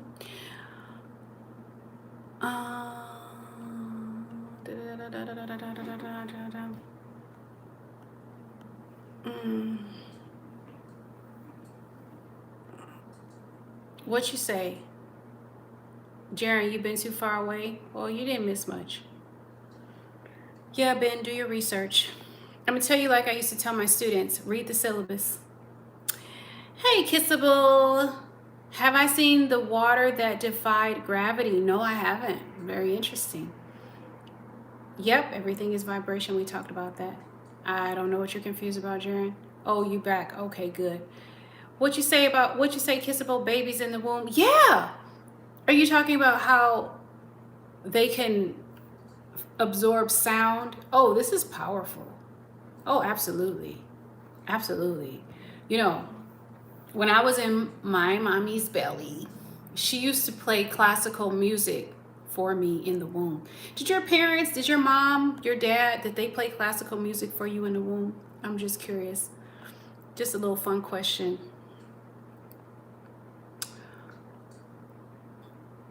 Jaren, what device that does all what? What about worms, Calvin? Yeah, I've never. You see, our ancestors used to walk around barefoot as well. So it's not unusual. It's not unusual. But I walk around barefoot and I guess I don't, there's certain things that I just don't worry about. And I'm not sure why I don't worry about them, but I just don't. But for you all who are worried about hookworms and all of that, please just keep your boots on. Hey, Hurt Bloom. How are you, love? Thank you for being here. I'm doing well. Oh, okay, Jaren, cool. If you take shrooms, how long would it be before you vomit? Well, just because you take psilocybin doesn't mean that you're naturally going to vomit. To answer that question, and of course it would probably depend on how much you take too, and probably a bunch of other variables, you know, like how old are they, what's the source, you know. And you guys, if you're taking anything, please be mindful. Please be mindful is what I would advise, even though you didn't ask me for my advice, but you know, I mean, I'm like your cousin, so okay. All right. What you say? I was saying that the word of anyone is written, they always put themselves into it somehow. Yeah, I agree with that. I mean, that's why as a researcher, you have to identify your bias when you do research. That's one of the things that we have to do within our study, is identify our bias. If you can identify your bias, then you're looking at it, you already know what it is. It's when you can't identify your bias that you could potentially have issues. Yes, yes, yes. Okay.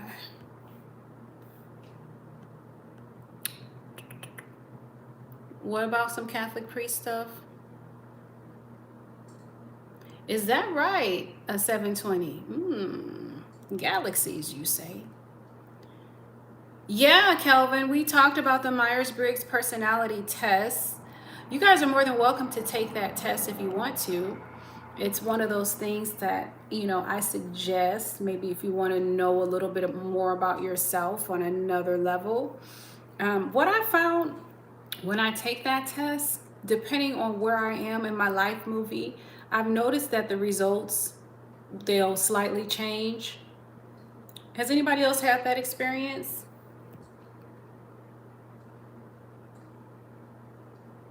Oh, okay, Calvin. Okay, awesome. Yeah, you guys were on a roll for a minute. I think I'm all caught up in the chat. What was I gonna talk about here? Use what for creative purposes? The psilocybin? That depends on how the energy of the grandmother works with you. The energy of the grandmother might have you just lay down. It depends. Like for myself, first of all, being from Wisconsin and all, and having a background in federal law enforcement, and being a college professor, adjunct professor for 7 years and working in academia, I never, now thinking back, because hindsight is 2020, I said, well, maybe if I didn't start enjoying cannabis until I was like in my 30s. So mid 30s. Having said that, I've come to this place where I feel like if something is meant for me personally, then it's meant for me. And not everything is meant for me. And I also feel like there may be a time and a place for certain things. Like, for example, I was brought into cannabis by a shaman. He was my shaman. And typically shaman originally were women. Yet he was like a shaman to me. And I learned everything about the plant, from his perspective. And then when it came to physically holding the plant and becoming one with the plant, I learned that pieces of that from this woman who was in charge. Her and her husband were in charge of our grow that we had. And so that's when I learned how to trim the flowers and all of that. And this is way before I had any type of ingestion, you know what I mean? Before I started taking the flower. Okay. So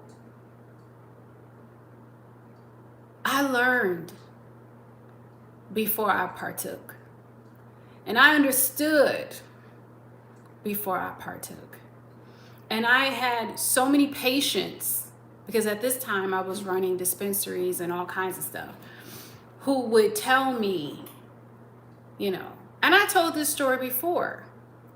One time, this was a dispensary that I opened, and there's this guy, he came in. I did my research, I studied, I had to find out the difference between sativas and indicas and hybrids and this and that and this and that.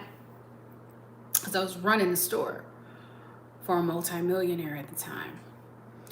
And this guy came in, and his mouth was wired shut. I kid you not. He must have just had some dental work. Yeah, it's been a long time too for me, Kelvin. He must have just had some dental work or something like that. And basically he needed something, I guess, for pain or whatever. And I thought to myself then, what is this magical plant that a person whose mouth is wired shut is coming to try to find a way that they can take the plant, what form they could take it in, which fortunately we were able to find a tincture that would work for him. But yeah, that was like an eye-opening wake-up call for me, like, wow, this is powerful. And then there was this lady that came into the store, and she was all like, her anxiety was like sky high. And I went to the door, she came in, I took her in, I held her hand, I walked her and showed her different things that we had, and she just calmed down. It was a turning point for me, because prior to those experiences, prior to me studying it myself, I didn't understand it. I understand it. And going back further, like in my 20s, I was judgmental about it. You see, I was judgmental about it, you know. But boy, let me tell you, the universe has a way of showing you something when you need to see. And my mind totally changed. I would think like, why does this person need to do? Why is this? And why is that? And why are they smoking? And da. And then my compassion. I remember my first, y'all, I got so many stories about this. It's not even funny. You think, see, some of you guys, and this is no shade, but you just have the mindset of cannabis just being a party. And maybe for some of you, it is a party. But I remember some situations I had in the very beginning where it worked on me like a psychedelic, where I literally saw my life movie and certain healing happened. It was powerful. It was powerful. So I tear up just thinking about it, because it gave me so much respect for the plants, the wisdom. Cannabis is the wisdom of the divine feminine. It's the wisdom of the mother. And psilocybin is known as the wisdom of the grandmother. So when the wisdom of the grandmother introduced herself to me, it was also a powerful revelation. I saw things that I'd never seen before. And it was then that I confirmed that the trees breathe out and we breathe in. By me witnessing. It was then that I confirmed the sacred patterns that are within us, the sacred geometric patterns that are within us. And that all things, it was then that I confirmed that all things are truly moving, vibrating, have frequency. It was more than just the words that I'm reading to you now. It was me confirming. Powerful. So, I could write a book just on that alone. And some of y'all have had experiences that supersede my experiences. I have a friend who her life calling seems to be in being an advocate for psychedelics. Okay. And so she talks about all these different things. I talked to her one time, she's in Costa Rica. I talked to her, hey, 12, 15. I talked to her another time, you know, she's in Mexico. I talked to her.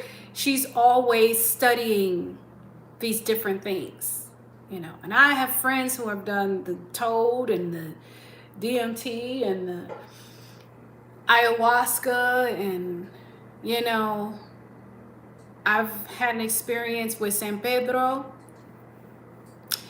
Baby, let me tell you, never again. Never again. Never again. Because I learned what I needed to learn in that. San Pedro is like the cactus. And it's the grandfather. And what I'm saying is, some things for me, I only have, you take one time for the one time. And I learned everything I needed to learn. Thank you. Check, please. You know. So our ancestors knew the wisdom of these plants and the medicine. Some of these pharmaceutical drugs have stolen. Before there was a pharmacy, there was apothecary. Before all of that, it was somebody in the woods who was mixing up formulas, taking a bush here and taking a bush there, and creating medicine from the plants. And then the pharmacists came and stole, let's just be real, they stole the wisdom from the indigenous people, cleaned things up, and made profit. They stole from the people that they called witches, and then told you that witches were evil, and then turned around and sold their medicine to you in a pill form. Y'all don't hear me though. You don't hear me though. Let me look at the chat. Again, hey 1215. Let's go back. Oh, you smoking right now? Okay, good for you. Kissable. My mom loves classical and classics like Beethoven. Ooh. Yeah. Ring My Bell is a jam. Yeah, I love classical music too, Kissable. I love it too. I love it too. One of my favorite classical songs to this day is still Pachelbel in Canon D. Indeed. Yeah, Kissable.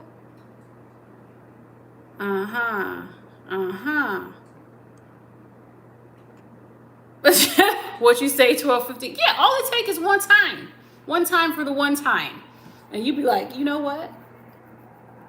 I'm good. I'll be good for the next lifetime. Okay? I don't learn what I needed to learn. I'm good. I'm good. For me, certain things are just, they're not a party. I mean, you know, cannabis is one thing, but you fool around and you take Rick Simpson oil, no, the party's over. You about to go see Jesus and have a little talk, have a little talk with Jesus. Period. You know, and for some people it is a numbing agent, but I'm at the place in time in my life because in my 20s I was judgmental and ignorant. We're all ignorant to something. There's things I'm ignorant to right now. I guarantee. In my 20s I was ignorant to what I'm telling you today. And because of that ignorance, I judged people who partook in certain things in the first place. I didn't know anything about psilocybin or any of that. I would have thought they were batshit crazy. You know. Like when my shaman entered my life and was like, oh yeah, I do this from time to time. I was like, what? You do what from time to time? What you mean you do? What you mean, Cletus? Man. But I transformed. I transformed. That's why I can sit up here and tell you, yeah, I was a damn fool because I was judgmental. Oh, yeah. But oh, the universe said, really? Let me show you something. But yeah, I hear you, 1215. What you talking about, Survivor? Pharmaceutical drugs are amazing, but I stopped doing it like 4 years ago. They have studied the human mind for them to make you feel that good. Yeah, it's the whole devil. It's funny because the real drugs are at the hospital. Let me tell you. The real drugs, they're at the hospital. You know. And fortunately, I have a body that if I ever needed to take real drugs, because, you know, like for example, I had a what do you call that? Like this fibroid procedure. And baby, the drugs that they gave me, baby, they gave me everything. I had a patch, and I don't even remember what that patch was. My mother took me to the doctor. They're explaining all these different drugs. I kid you not, like maybe like 8 drugs. They give us something that says, okay, if she takes this and if it's too much for her, then here's how to bring her back. Please understand I did not take that drug. And my mother was not about to give me that drug. Because I'm not about to take a drug where if I take it, it's a possibility that I got to take something else to bring me back. Absolutely not. Absolutely not. That's not the drug for me. But yeah, they gave me all kinds of drugs. And, you know, what helped me, of course, was I weaned myself off of things, you know, like because I had to take the drugs because of the procedure that I had, you know, I weaned myself off of them. And at the time, I just went with my cannabis. Yeah, I think it was something like that. The Narcan. My mother was like, no. You say what now? Excuse me? No, we're not doing that. So yeah, it was something to that effect. But yeah, and I just took my cannabis and I was like, no. I know what that does, but you know, absolutely not. But I worked in dispensaries and stuff like that. And I tell this story all the time about, we were connected to a pain management clinic. A lot of the patients that we saw, they were older. You know, the top 3 reasons people couldn't come, or people came into the dispensary: can't sleep, they have pain, and it was some other reason. I can't remember it right now, but I used to have it down because those were the top 3 reasons. Nevertheless, the doctor would send us his patients all day. Some of these patients were on so many medicines. And then they would come back to the dispensary after being, you know, coming over and over. And they'd be like, I used to take 8 medicines. Now I just take 7. I used to take 7. Now I take 5. I used to take 5. Now I take 3. I used to take 3. Now I take 1. Now I take none. I would hear that all the time. All the time. We used to sell Rick Simpson oil. You don't know about Rick Simpson oil? Please look it up. Please look it up. It's powerful. There were patients, we would give it out for free to people who couldn't afford it because it could be pricey, especially if you're doing like some sort of a cancer treatment. Okay, this is just my experiences. I'm not telling, I'm not advertising, I'm not doing any of that. I'm just sharing my real life experiences. This is not G.I. Jane's experiences, these are my experiences. And so there was this lady, she would come in She was older. She was taking care of her grandchild who had special needs.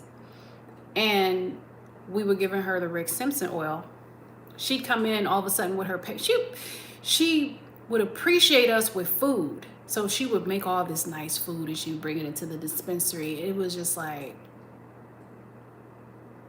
wow. One day she brought her paperwork from the doctor's office. Okay, I get to that in a minute. And she would show us, I used to have a tumor here. Now I don't.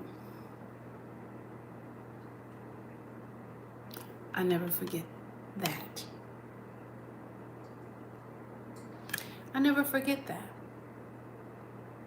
So yeah. Medicine. All right, let's go back to the chat, see what I missed here.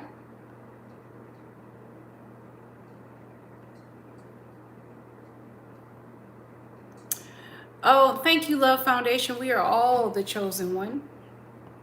Divine timing, indeed.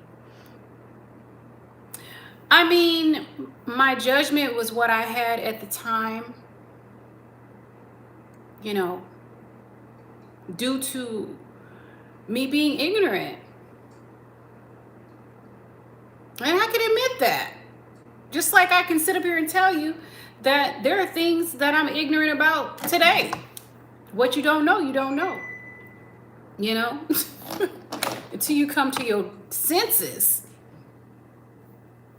But yeah.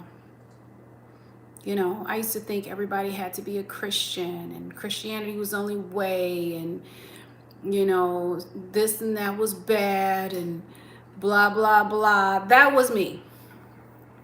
That was me. I had a boyfriend who told me I was brainwashed. I was so offended. But he was right. He was right.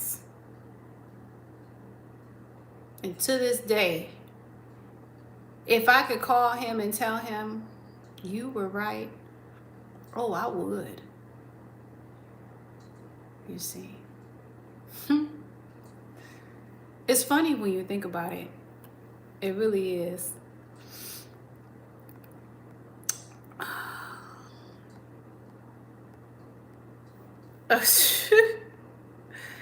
I don't know. Yeah. Yeah, I remember when I first got like fibroid surgery, you know, before I got the other procedure to shrink them. Yeah. All I remember is, I don't know what it was that they gave me, but I was in the doctor's office. I was laying in the recovery room or whatever. They kept me there and blah, blah, blah. And there was this beautiful male nurse. I swear he looked like an angel to me. And he was like, we're going to put something in your IV. Because I must have hit the button like, somebody come do something. I'm feeling some pain here. He was like, we're going to put something in your IV and it's going to feel like it burns a little bit, but then it's going to feel nice and relaxing. And baby, he was right. Because, yeah, it felt like it burned for a minute. And then it was like, oh, good night, world.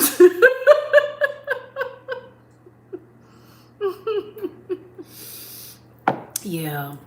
I tell you what. Best drugs at the hospital. I don't know what they give you. But baby, they give it to you and you just be like, what happened? You know? You be like, surgery? What surgery? Be like, when y'all gonna start? They be done already. So funny. What you say, Kissable? Yes, doctors are the worst and best drug dealers. Yeah. Anything you want, just say the word. Yeah. Yeah. Exactly, Kissable. Exactly. Y'all remember. Okay. So I mentioned this a few times recently. But I'm going to say it again. So when I was at my mother's house, I was watching TV, my parents' house.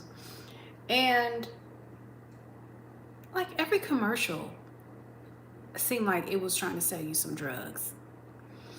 Once upon a time, that didn't happen. How many years has it been where the commercials have been pushing drugs. You say, how many years would you guys say? It's been a minute. It's been a minute. Dr. B, is there such thing as organic natural herb medicine that make you feel like you're, I don't know, on opioids? I have no idea. I wouldn't be surprised if there were. Just thinking about all the different herbs and all the different plants that exist on this planet, I wouldn't be surprised. I wouldn't be surprised, you know. Maybe a combination of things, who knows? 12:15. What you say, Solstice, the poppy plant? Interesting. Oh, Love Foundation. Many are called and few are chosen. Oh, I've heard that saying before. What you say, Kissable? Doctors have let me down and set me up on multiple occasions, lying or gaslighting me until I prove it, and then penalizing. Oh, I hear you. I hear you. I hear you, and I understand that. You know, I feel like my neighbor is kind of going through that. He's been having issues with his leg and going through it and all of that, you know. What I try to do when I have to deal with anybody in healthcare is, first of all, I tell myself that I am my doctor and I am my nurse, because I am with my body 24 hours a day, 7 days a week. I am so connected to my body. So connected to my body. You know, the times that I have gone to the doctor, I could tell them, this is going on because of this, and this is because of that, and this is the other thing, and this is what you need to write a prescription for. And it'd be like, yeah, you're right. So yeah, you know, you definitely have to pay attention to your body. And you see me touching my breast because that's part of me paying attention to my body.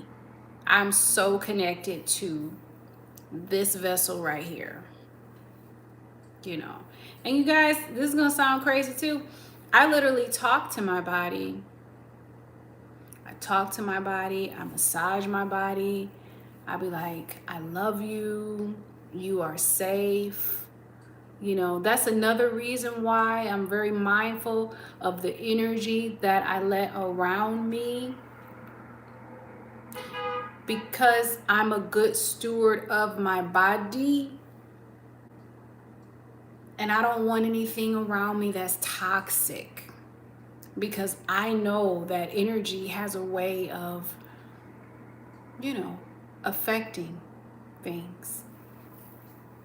So yeah, talk to your body. I let my body know. I'll be like, the master's home. Okay. Oh, I got to do some training too. What am I doing, Kelvin? 5 hours is a lot, though. I don't think I have to do that much. All right, Kelvin, thank you for being here, sweetie. What'd you say? At least 25 years. 25 years, what, boo? Oh, for the commercials. Yeah, I would say, yeah, it's been a long time. Yeah. Would you say, Kelvin, mental health wellness for people with intellectual development disabilities? Wow. Let's read that again, Kelvin. Super proud of you. So your training is on mental health wellness for people with intellectual and development disabilities. Very interesting. Kelvin, when you get done with that, you have to come back to the chat, you know, and tell us about that. But good luck to you, my dear. Thank you for being here. I discern you, and I know you can go much deeper. I've gone pretty deep in the Ancestors Speak, which is a book about it's channeled information. So, yeah, you know, some things are revealed here on this channel, and then some things are not revealed here. Yet I do have a mystery school, you know, and I have been walking the path. I've been walking the path my whole life movie. My whole life movie, you know. In the book, I go a little bit deeper into the spiritual nature and how I started, which to me, I always was, But I talk about how I received the sacred smoke in my nose as a baby, And as strange as it may sound to maybe most of y'all, how it activated certain things. Interesting. So, yeah, I talk about that in the book. I talk about that. And sometimes I'll share bits and pieces, of esoteric things. Yet I'm always mindful of what people can handle and what people can't handle. And I feel like divine timing is important. Like if I have an audience that's asking for esoteric things, which a lot of people in our group, they do, then I take it there. But it just depends, The hidden world, the secret world is multi-layered and multi-dimensional, and you have to have the vessel that's able to receive the information in the first place. And we live in a world where what's considered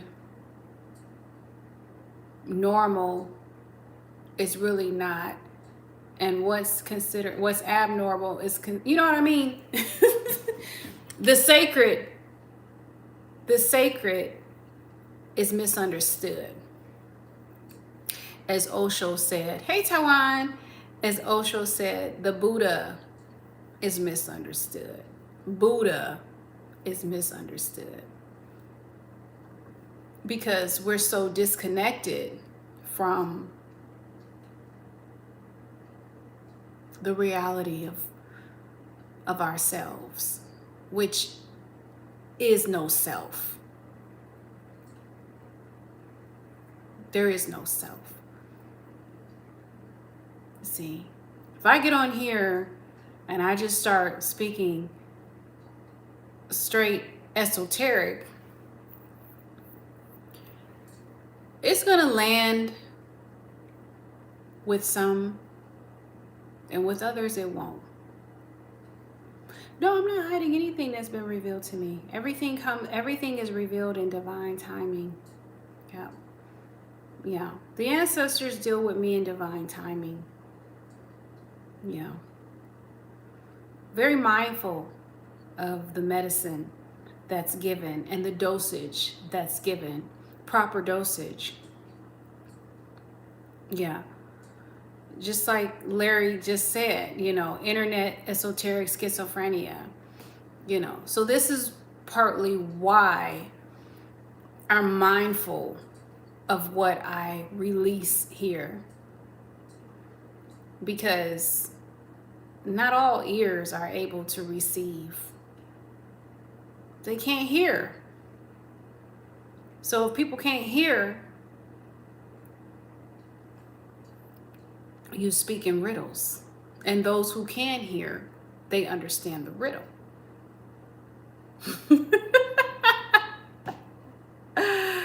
No, there's no fear-based here. What you say, Soul Solstice? What you say, Boo? They say mental health is measured in how much other people like you. Oh, that's interesting. I never thought about that. Interesting. I am bold. I've been bold for a very long time. Yeah. I'm not new to this. I'm actually true to it. So, yet I move according to the ancestors, which are interlocked with my intuition. And I don't just have a desire to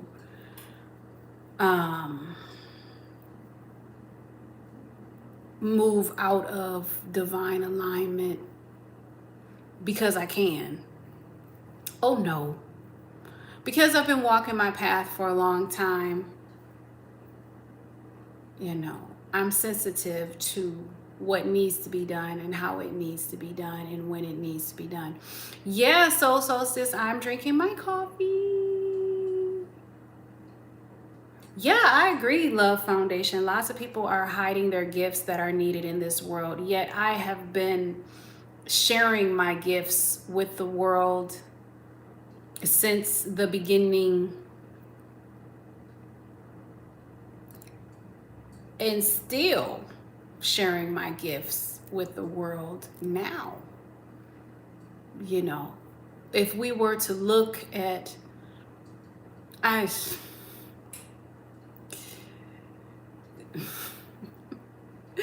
laugh because every day I share my gifts. Ultimately, the highest gift for me to give is love. Is love. And so I'm not shy about it. I don't withhold it. I allow it to be. And it may be manifested in many ways. Well, you can discern what you want to, boo. You got every right to discern as you wish. Yet your perspective is not my reality. It's simply a perspective. It just means to see and to sense, soul survivor. And I'm going to read your comment too, boo. I didn't forget about you. But yeah, you can discern until the cows come home. Yet the reality of the situation is, so the reality of the situation is I move according to the spirit and not when people think I should move, because I'm not on a person's time. I trust the Holy Spirit that's within me, and I move according to that. That makes sense? I hope so. I hope so. What you say, God in the flesh? I would have appreciated if someone straight up told me about the stuff you might be talking about when I was younger. It made me angry at people who didn't tell me when I developed those theories. Yeah,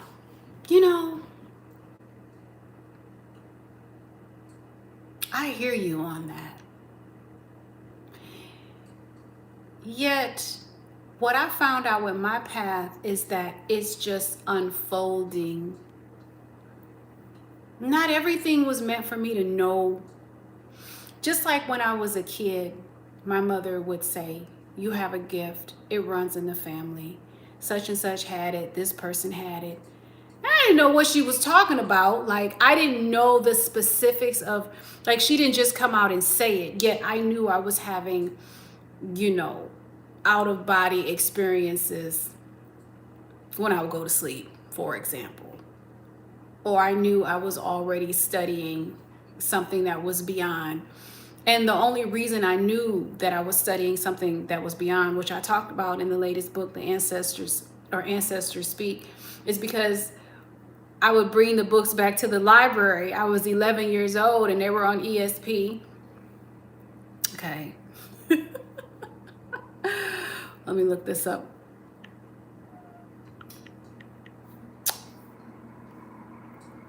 Okay. Extrasensory perception. Sometimes I forget what the last P is.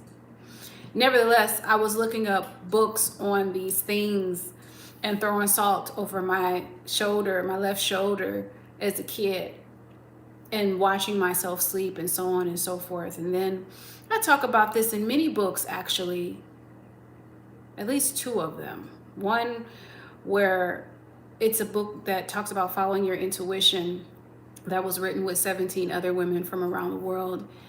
And my chapter is called The God Particle. I talked about it there.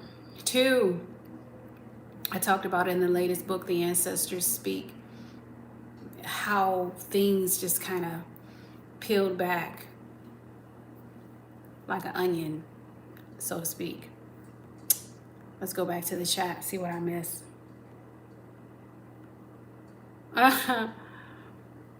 Discern means to pick up on people's spirit that comes from God. Okay, Love Foundation. Awesome. We have a prophet here. Okay, cool beans.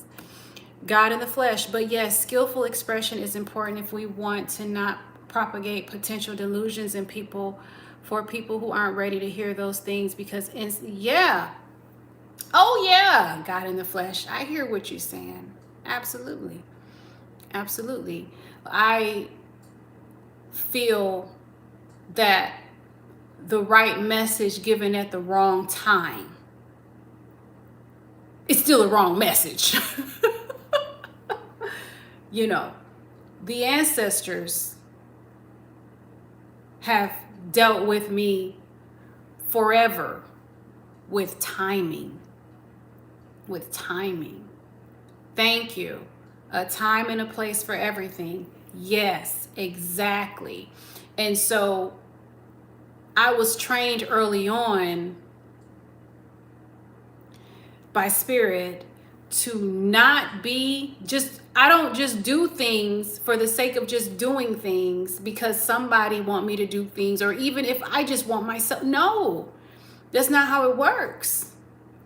That's not how it works. See, because when I was in the church, I was considered a prophet in the church, sitting in the office of the prophet in the church. Okay? This is when I was a child, a young adult. And during that time, there were certain demonstrations that my intuition would have me do. And it would be putting myself out there, so to speak. But it was about me following my intuition. Period. So, having said that, I move according to my own divine timing, not just when somebody thinks that I should move, because that's not how the ancestors work with me. It might be how the ancestors work with somebody else, but that hasn't been my reality since the 80s. You know what I mean, Jelly Bean? Yeah, I'm definitely not playing small. I'm definitely not playing small. What I am doing is being a light wherever I'm sent. Wherever the ancestors have me. Whether it be on stages in New York or LA or Florida, whether it be on international news station reaching millions of views, whether it be in a published book, whether it be in a dissertation, whether it be in launching San Diego's highest rated dispensary for years straight, whether it be in giving water to the birds, whether it be in talking to my neighbor and bringing my neighbor comfort by simply sitting with my neighbor.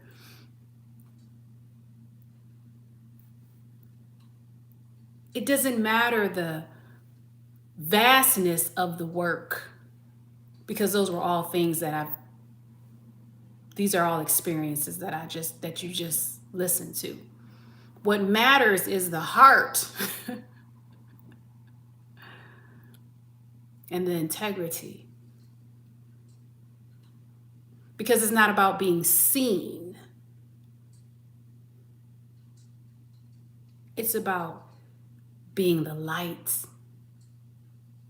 and reminding people that we are the light. It's not about being special.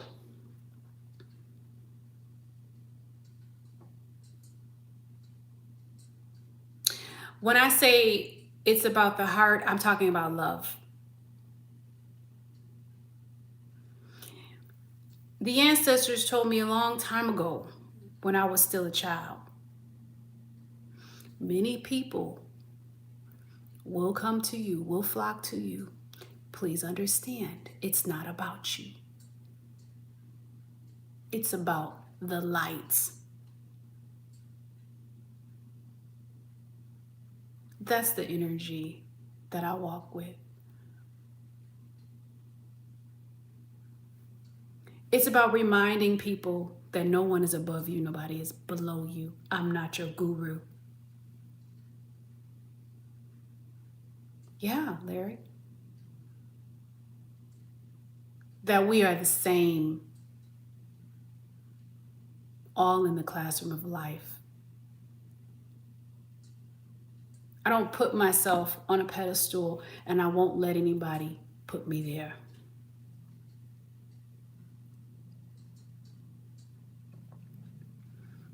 I'm giving people what it's meant for me to give them. If you want more food, please feel free to look up the book Ancestors Speak. It's on Amazon. You can get the audio version if you like.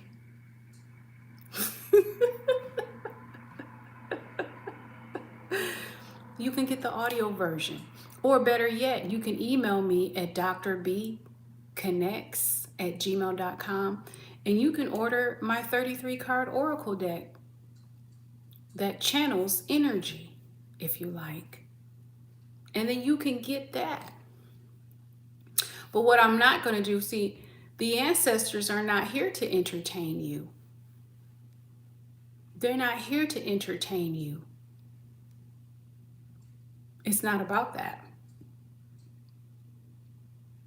It's not. It's not about me being deep. Oh, hey, Larry. Larry, right now I'm dealing with somebody that's been going back and forth with me about what they think I should be talking about here. And I know that doesn't make any sense, Larry. So I apologize that you got to sit and listen to it. But if you have anything that you want to talk about, sweetie, you're more than welcome to bring it up in the chat. But that's what I'm addressing right now, so that we have an understanding, you know. But yeah, I'm not here to entertain. I'm not here to just wet your whistle, so to speak. If you want some more information, then you're more than welcome to go look at some of the books that I've published. Start with Ancestors Speak. Get the Oracle deck. Get a reading. You want to go deep? Book me for a reading. Let the ancestors speak to you directly. Well, I mean, at the end of the day, again, this is not a store. Ancestors are not a storefront. They're not. What I'm saying is, it's not about what you want. It's about what the ancestors are giving. Oh, Tim. Tim, I was on there for like 8 hours, I swear. What you say, God in the flesh? I try to start with the great I don't know to begin with. It's like shining a light on cobwebs or dark, insensitive patterns that are merely beliefs when inquiring. It's interesting. And that's a meditation in itself. You know, I don't know. I don't know. I don't know. That's a meditation in itself. Let's look that up. That recently came to my mind. I must have been listening to Eckhart Tolle. Let me look this up.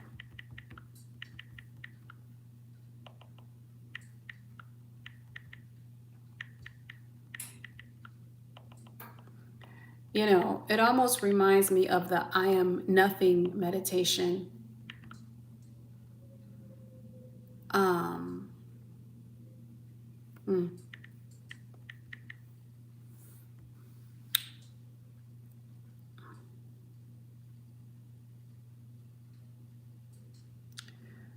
Yeah. Yeah. So that meditation that we were just talking about, the I don't know meditation. Okay, it says here, it talks about, it's about the inner meaning. The inner meaning of the meditation goes far beyond simple relaxation or stress reduction. In esoteric, yogic, or deep spiritual traditions, um, it's understood as a shift from identifying with the mind and body to identifying with the spirit of pure consciousness. Yeah, that's what I mean when I say the ancestors are not here to entertain you. This is not a magic. This is not a magic act. Oh, hold on.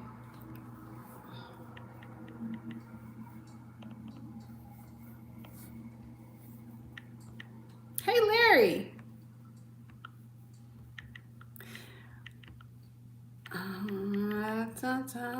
Larry, you got a question, boo? Is that why your hand up? Yeah. Hold on.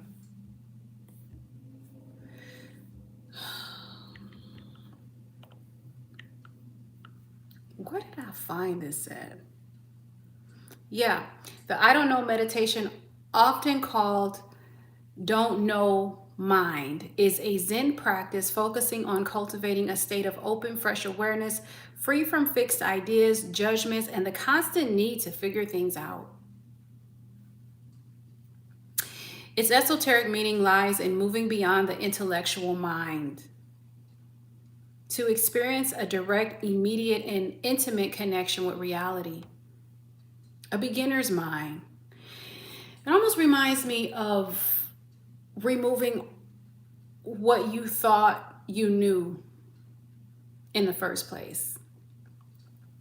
Anyway, a beginner's mind that welcomes possibilities and remains curious rather than relying on previous knowledge or ego driven judgments. The power of only don't know, which is the same. This was popularized by a Zen master. The practice encourages saying, I don't know, when thoughts, judgments, or worries arise, treating it as a mental trap door to stop the ego from controlling the narrative. Yeah. It's so easy for the ego to control the narrative, isn't it? Focus on presence, not content. This is something that people in general, I feel like, have a hard time doing. You know, on this channel, we do explore a lot of esoteric things, and yet, oftentimes, when the spirit allows, we actually sit down and we do a 3-minute silent meditation. And there's many reasons why we do that. One of the reasons is so I can help us all refocus by remembering that it's not about what we know. That ain't it. It's about us being reminded of who we are, which is the awareness, which is the one who sees. Yes. We could talk about all these delicious things because we're human beings and we get to, thank you, God in the flesh, and we get to, you know, entertain ourselves while we're here. We get to entertain ourselves with all kinds of things. We can eat on all kinds of things. We can dissect all kinds of things. We can analyze all kinds of things. We could go deep down the rabbit hole, which is fun to do. It's fun to do. Yet what I aim to do also is to bring us back to the 0 point, which is not about content. That's why it's kind of funny when people come on this channel. What are we talking about? We have this thing with content. There's nothing wrong with content. Yet there is a time and a place for everything, including to come back to the 0 point. So Here it is. Focus on presence, not content. It's not about becoming ignorant or confused when we do the I don't know meditation. Rather, it is a choice to stop holding onto thoughts and instead focus on the present moment, which is what, who was that? Soul Solstice was just saying, such as breath or body sensations, which is why oftentimes we do the 3-minute silent meditations where the ancestors have me, have you focus on your breath.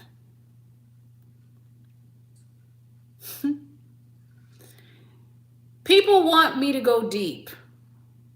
People like the person that was just here who might not even be here anymore. But what some people fail to realize is the best meditation you could do is a conscious breath. I'm saying, like, when I say the best, I mean the easiest, the most simple is a conscious breath. Because when you take that conscious breath and you watch your breath, there is something that happens. It's the realization that you are the watcher. It's deep. That in itself is deep, to realize that you are not what happens to you. You're not the roles you play. You know what I mean? Yeah, I've done some amazing things. You guys have done some amazing things. It doesn't take away from the amazing things that you've done. And yet, there is a part of you where nothing can be added and nothing can be taken away from it. Thank you, Tim. So, surrendering to the unknown. Gosh, that can be very difficult for me. And I'm sure I'm not by myself. But that's what that particular meditation helps us do. It requires the courage to let go of the need for certainty in life. Oh, isn't that a big one? It's huge. I can see myself needing to do this meditation, and I can see how it would be beneficial to add it into my life movie. The esoteric meaning, which part? Surrender to the unknown. It requires the courage to let go of the need for certainty in life.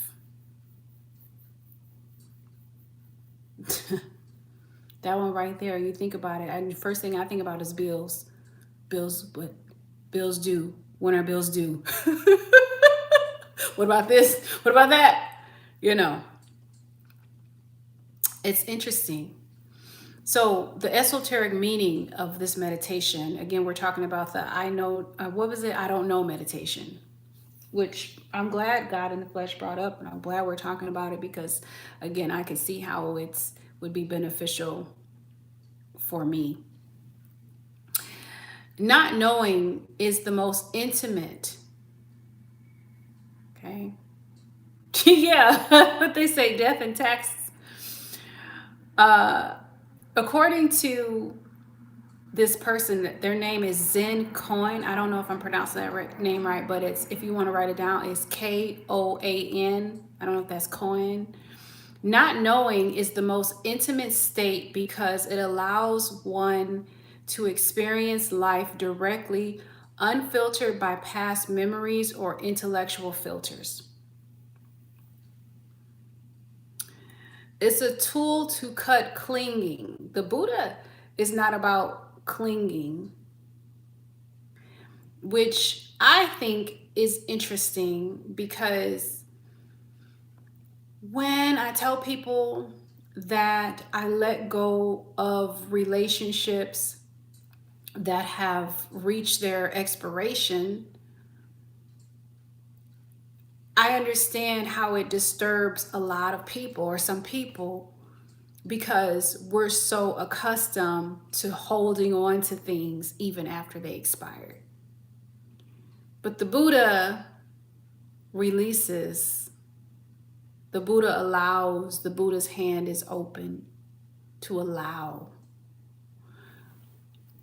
new blessings, new love, new energy to flow through. As Osho talks about, letting love be like a cool breeze. Now, here's something interesting that I hadn't thought about. It says here, esoterically, don't know acts as a sword that cuts through the mental habits and cravings that keep the mind in a state of agitation or separation. I'm going to say that again, and then I'm going to read what you're saying, God in the flesh.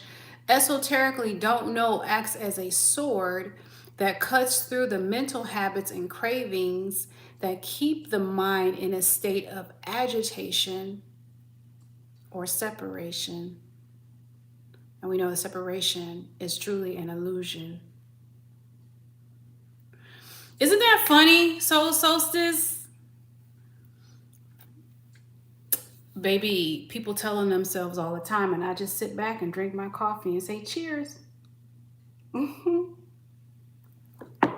Cheers. My love hasn't changed. Unveiling the hidden reality. This is interesting. While the esoteric outer world focuses on facts and labels, because we label everything, you know, this is a tree, this is this is that, this is that. Oh, good morning to you. How are you? The esoteric don't know practice helps one see through the illusion of form to understand that one is already pure Buddha. Yeah, the Buddha is within. That's what we talked about yesterday, if you guys remember. Yeah, the space of awakening. This practice creates a gap in the never-ending stream of thoughts, breaking the auto cruise control, the ego, and allowing a new higher consciousness to emerge. Powerful meditation. Yeah. All right. Here's how to do the meditation in case you were wondering. If you find yourself judging, like if you are here presently and you are on, oh, you are, okay, good for you. And you're on this chat and you're judging, like, for example, you're saying that I'm this and I'm that and blah, blah, blah, then you might want to do this meditation. And this is how you do it.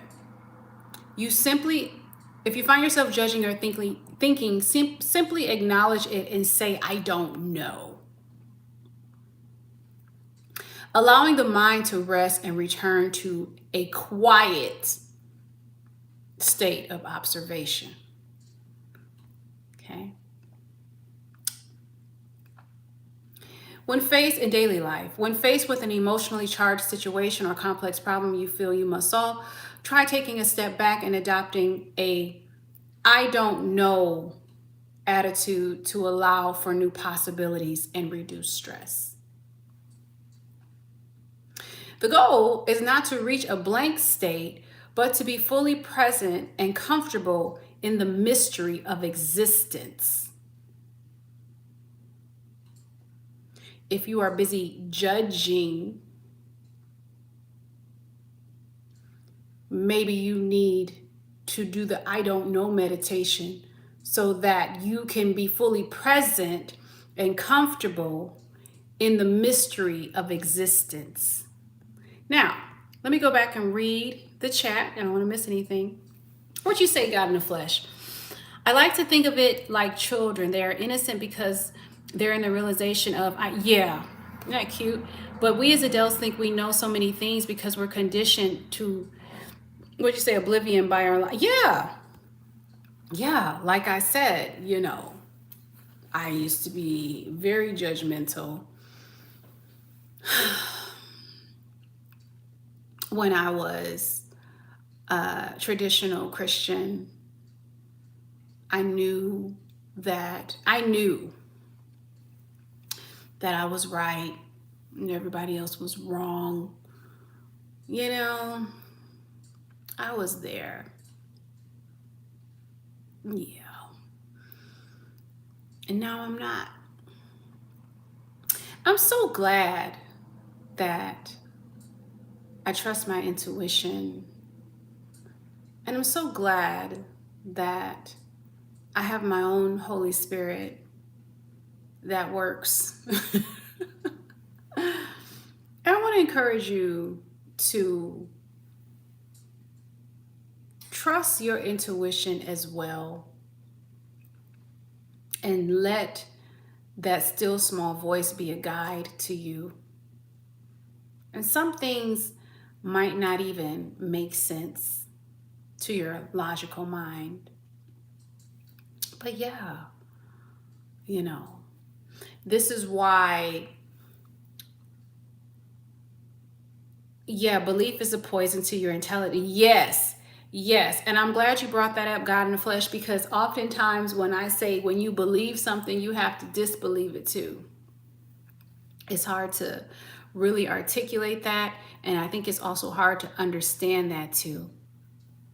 Blessings to you too, sweetie. Thank you for being here. Thank you for being here. Yeah.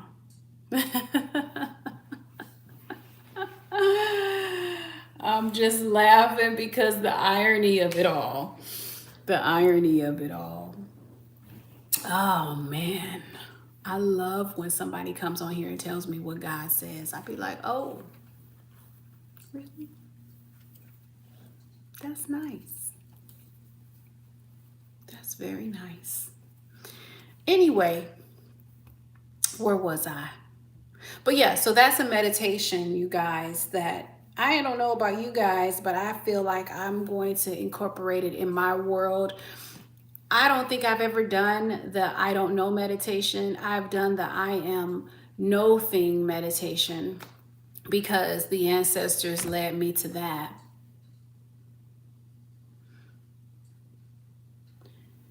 Yeah, I know. It has an effect on that.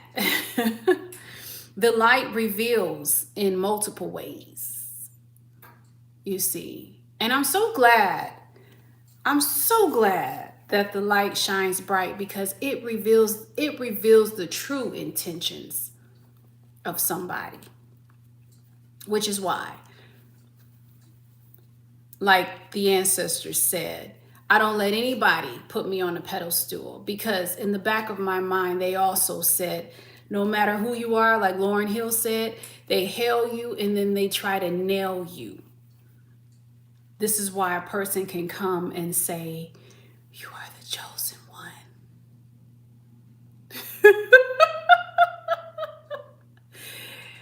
And then say, you are the devil. And what I love about my light is that it reveals. It reveals. And this happens in real life too. I don't know. Right now I'm hiding my mashed potatoes. And I know, God in the flesh, I know you don't like it, but I'm my corned beef too, because I haven't eaten my corned beef yet. But the point is,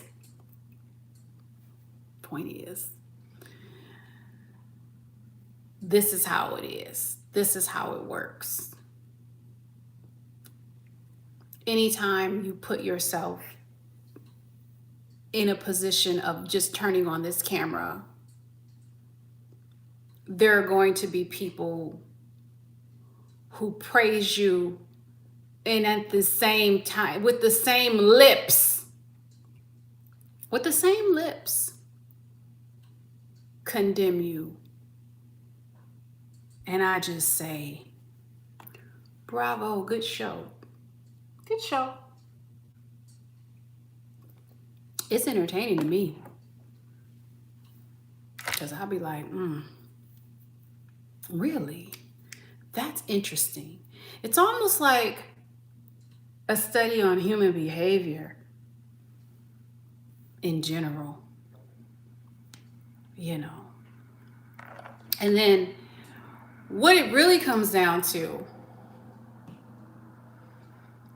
is that people are not settled in themselves. Because when you're settled in yourself, and if you truly trust God,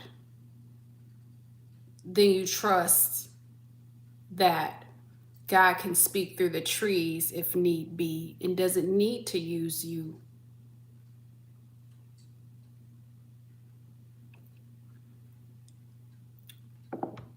That if a word needs to be given, a person on the street that you walk by can give that word.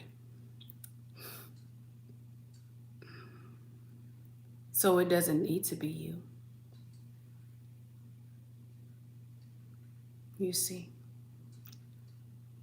Nevertheless, I find it funny and it's entertaining. Yeah, it's very entertaining. But there's a lot, you see that a lot, you know, people who they are hell bent on you walking the path that they feel you need to walk. But because I'm about to be 46 years young, I'm unbothered because I don't listen to what people think I should do.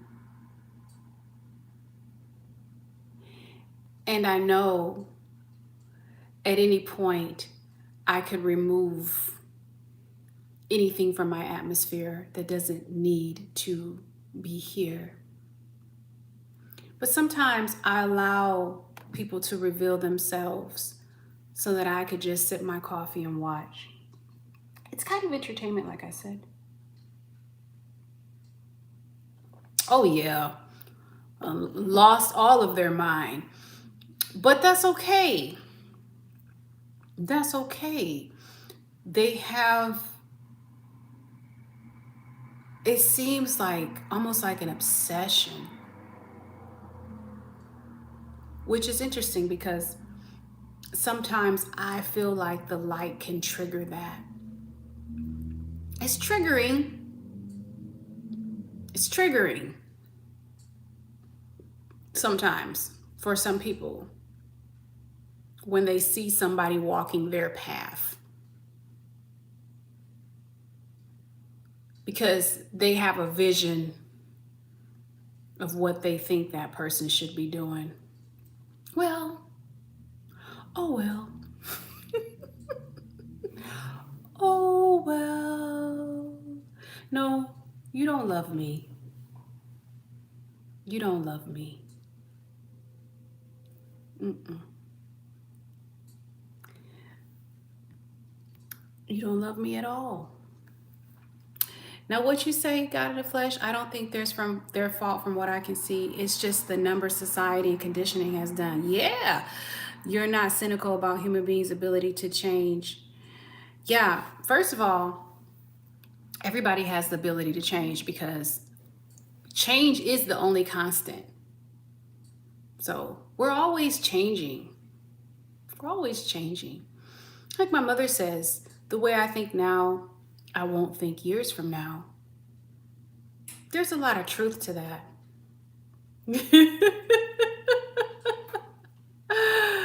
You know? But having said that, we get to decide how we treat people. We get to decide how we treat people. We get to decide how we show up.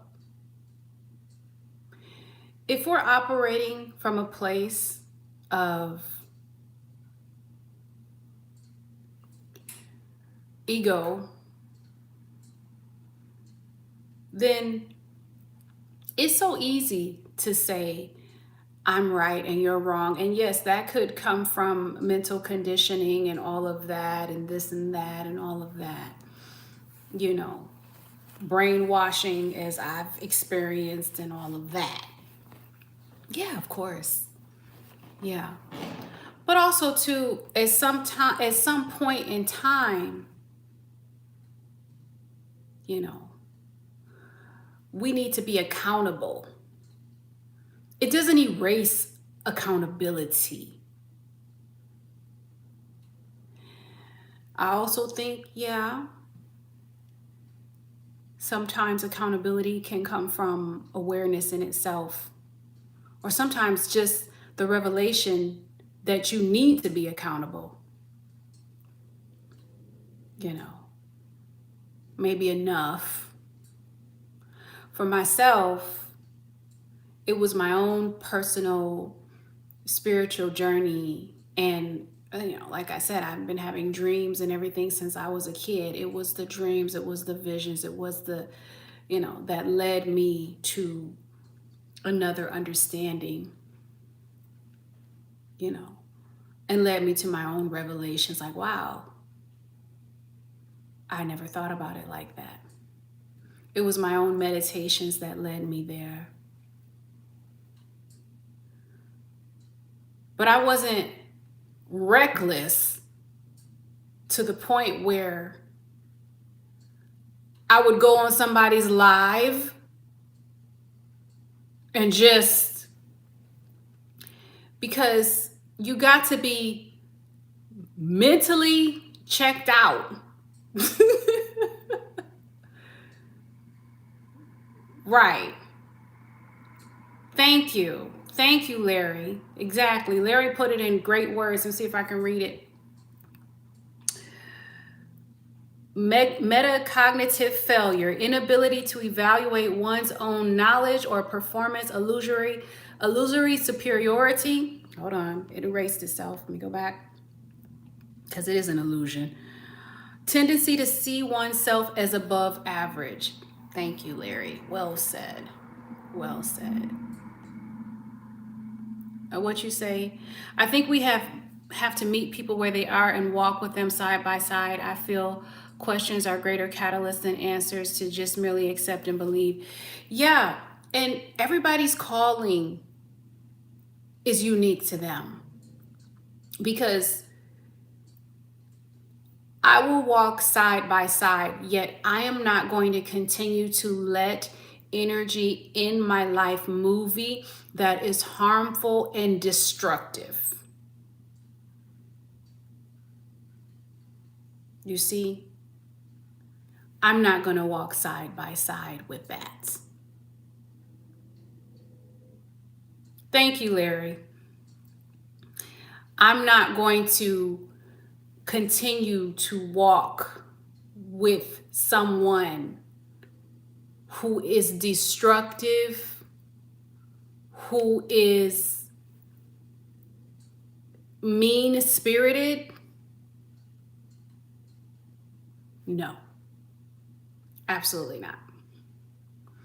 Because as I said, I am mindful of the type of energy that I allow within my life movie. So no.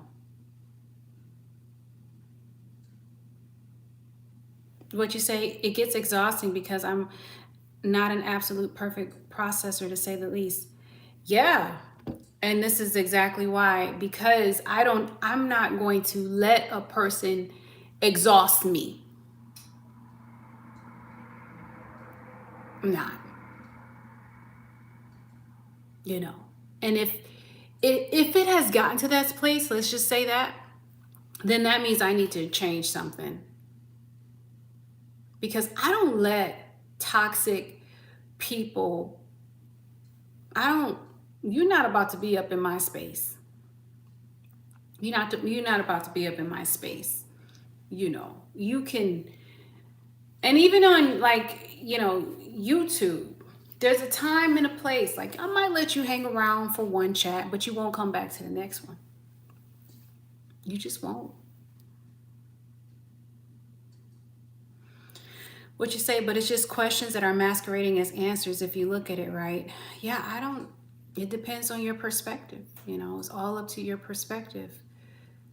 And it could be questions masquerading as answers. You know, it could be a silent cry for help. It could be a lot of different things depending on how you look at it. Yet because I also walk with the energy of Vajrapani, at some point, I just pull out the sword. Period. Unapologetic. Unapologetic. But I realize the internet is a place where, no, it's late here. The internet is a place where it pulls out the best and the worst. It just does. It just does. People who, the reason why I'm allowing it is because I want you to see the issues that people have. Period. It's not, definitely not a figment of my imagination. Nevertheless, such is life. Que sera, sera. Whatever will be, will be. Now, let's get into some fun stuff here. Here's a topic that we've spoken about before. Oh yeah, go ahead, Jaren. I'm ready. I'm ready. And then also too, some people don't get any attention anywhere, so they just gotta come to somebody else's life to get attention. It's a illness, because a sane person would just start their own life. That's called sanity. Oh man. Anyway, go ahead and ask your question, Jaren. I'm ready. And while you're getting ready to ask that, I'm going to look something up. We've talked about this before.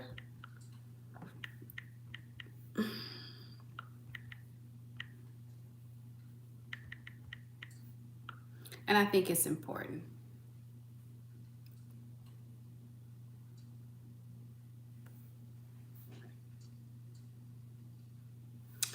Thank you, Tim. And I definitely appreciate your insight. Yeah, free will. Free will. But people, that's not good enough for people who lack control in their own lives. People who lack control in their own lives feel the need to want to control other people. If they had their own shit together, and if they would focus on their own ministry, then they wouldn't even have time to be over here. They would be busy doing the Lord's work out there, not over here. Now, what you say, Jaren? So yeah, I agree with you, Tim. I hear you. Thank you. Choose for yourself. I have problems sleeping sometimes. Okay. I also have anger management issues. Since Afghanistan, I've been a little different. Okay, when you say since Afghanistan, please pardon my ignorance. Now, what do you mean? Are you talking about since what's going on in the country? Have you always had anger management issues?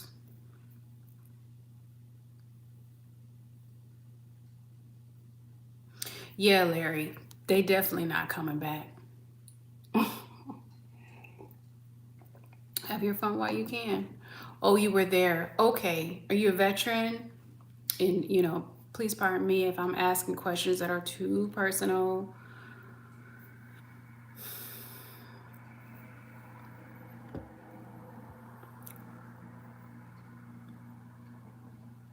I'm also asking that question because I'm a veteran.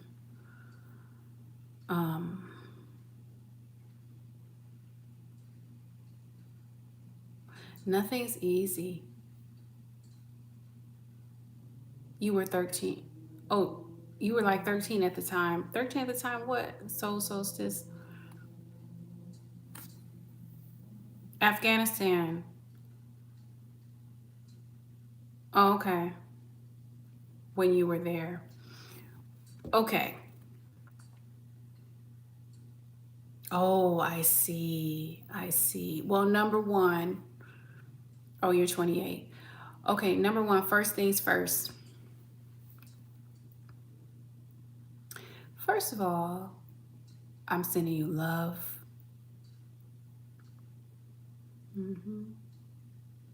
I want you to know that you are seen and you are heard. Okay. And people don't tend to understand this, but veterans oftentimes who lost their friends, they experience a different type of pain. And some might call it like survivor's guilt. I worked at the VA for over 12 years serving my veterans. So, number one, thank you for your service. Okay. Thank you for your service.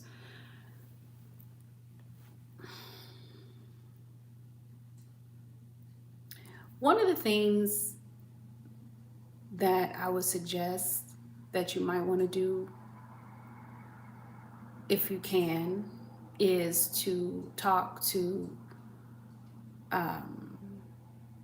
if you can trust, because I know that can be hard to talk to a VA counselor, or a veterans group, maybe joining a veterans group for veterans who experience the type of trauma that you experience. Let me look something up real quick.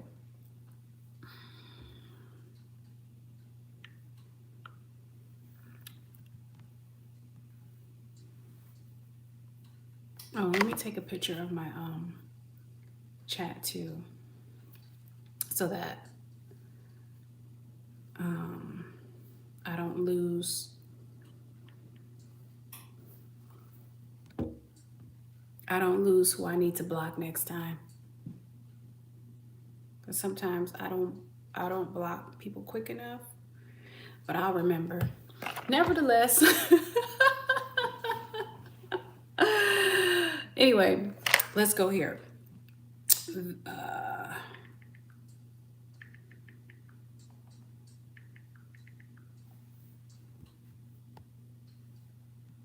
You have?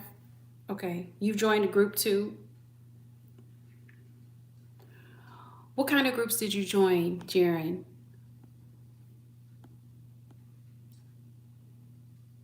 Okay.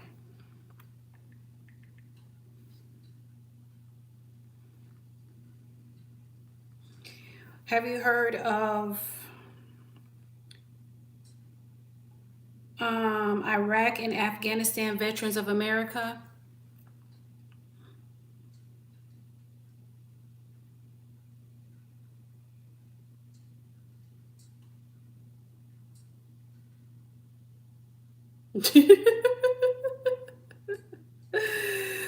Oh, you're so silly. You're so silly,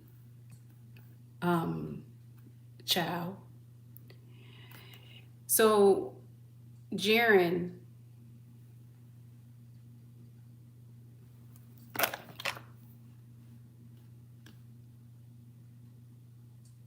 A bunch of old vets called caring vets. Okay. And what was your experience there? And were you here earlier when we were talking about Osho's dynamic meditation?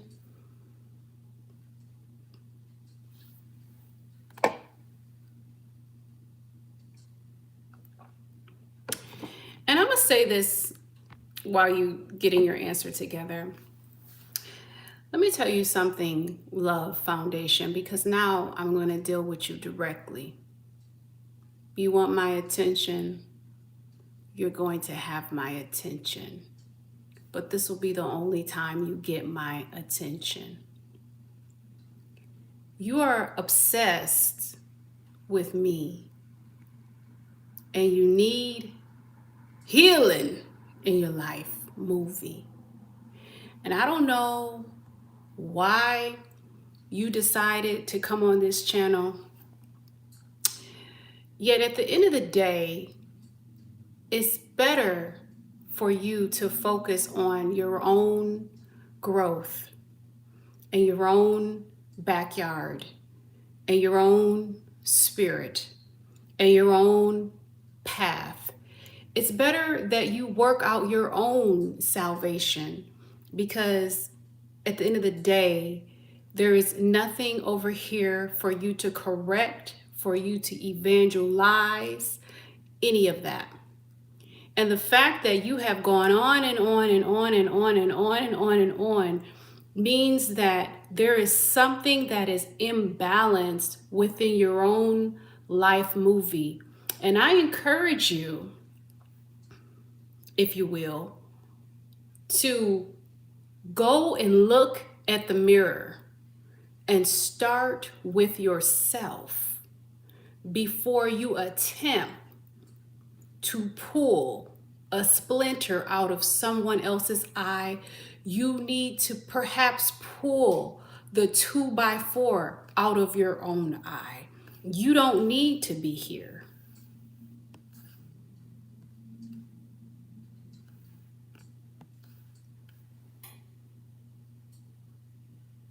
You don't need to be here. Clearly, you are lacking, and that is it.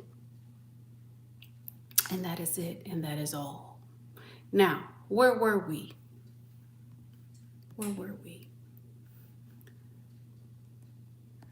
What you say? They got you a job once, and yes, I was the one who asked about, oh, is that right?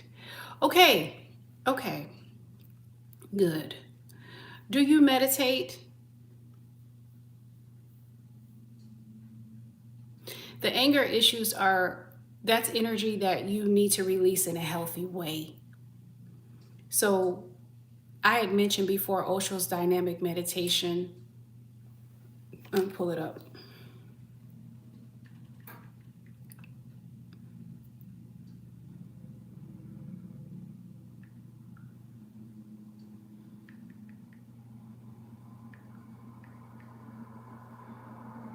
People crazy, y'all. People are crazy.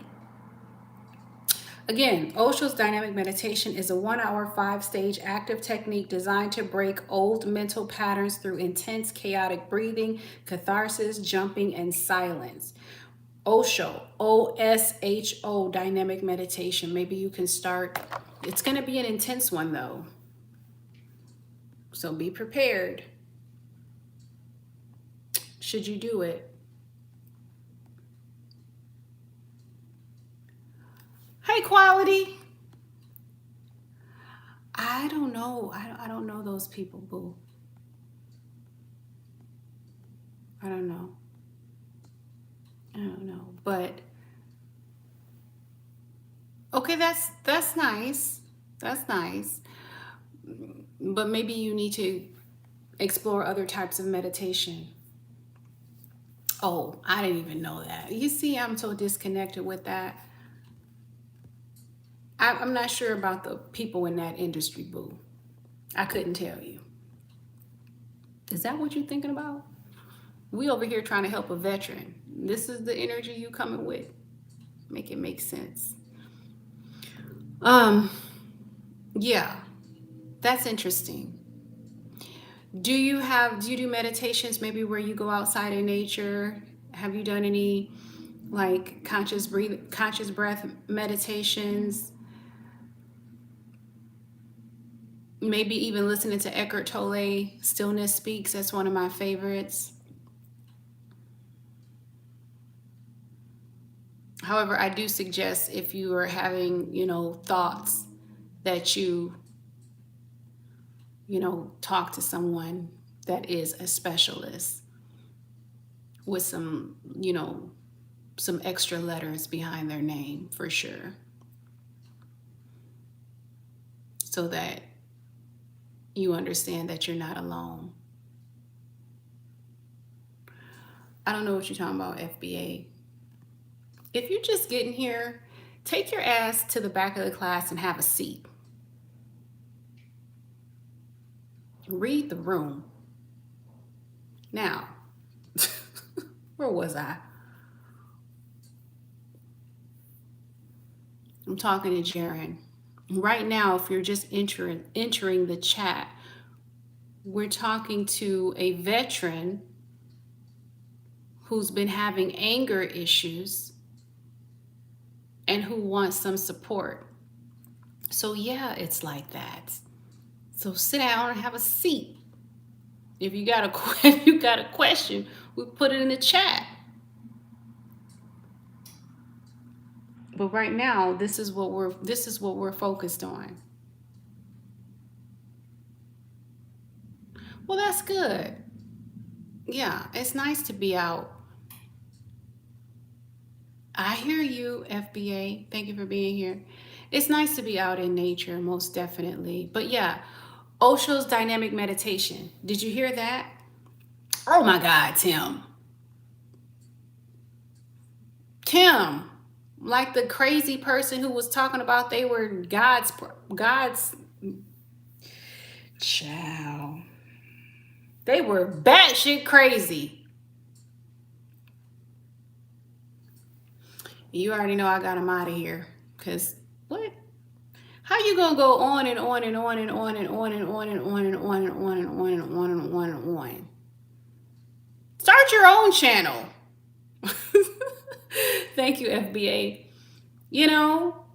Shit. Coming in here with that foolishness, talking foolish. Shit. But anyway, yeah, FBA. Yeah, there's a lot of people having anger issues. And this is why this topic is interesting, in the first place. Let's look up some things regarding anger issues. Okay, so I had already mentioned Osho's dynamic meditation. Tim, the person was crazy. I think it was a lady. I don't know. Do you think it was a man? I think it was a lady. Like, how are you obsessed with me? Are you insane? Are you okay? But they came in here talking about you're the chosen one. Get out of here. Anger. Oh, hold on. I have a few meditations, but let's see what we can find here.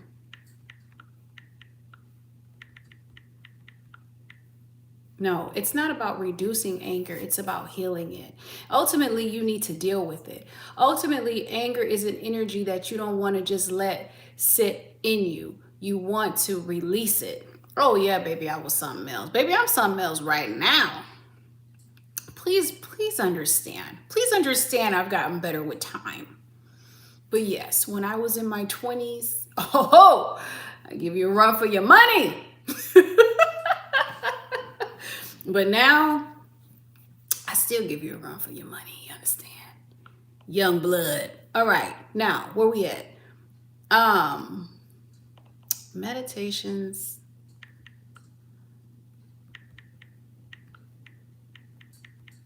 I want to get Osho's perspective on this again.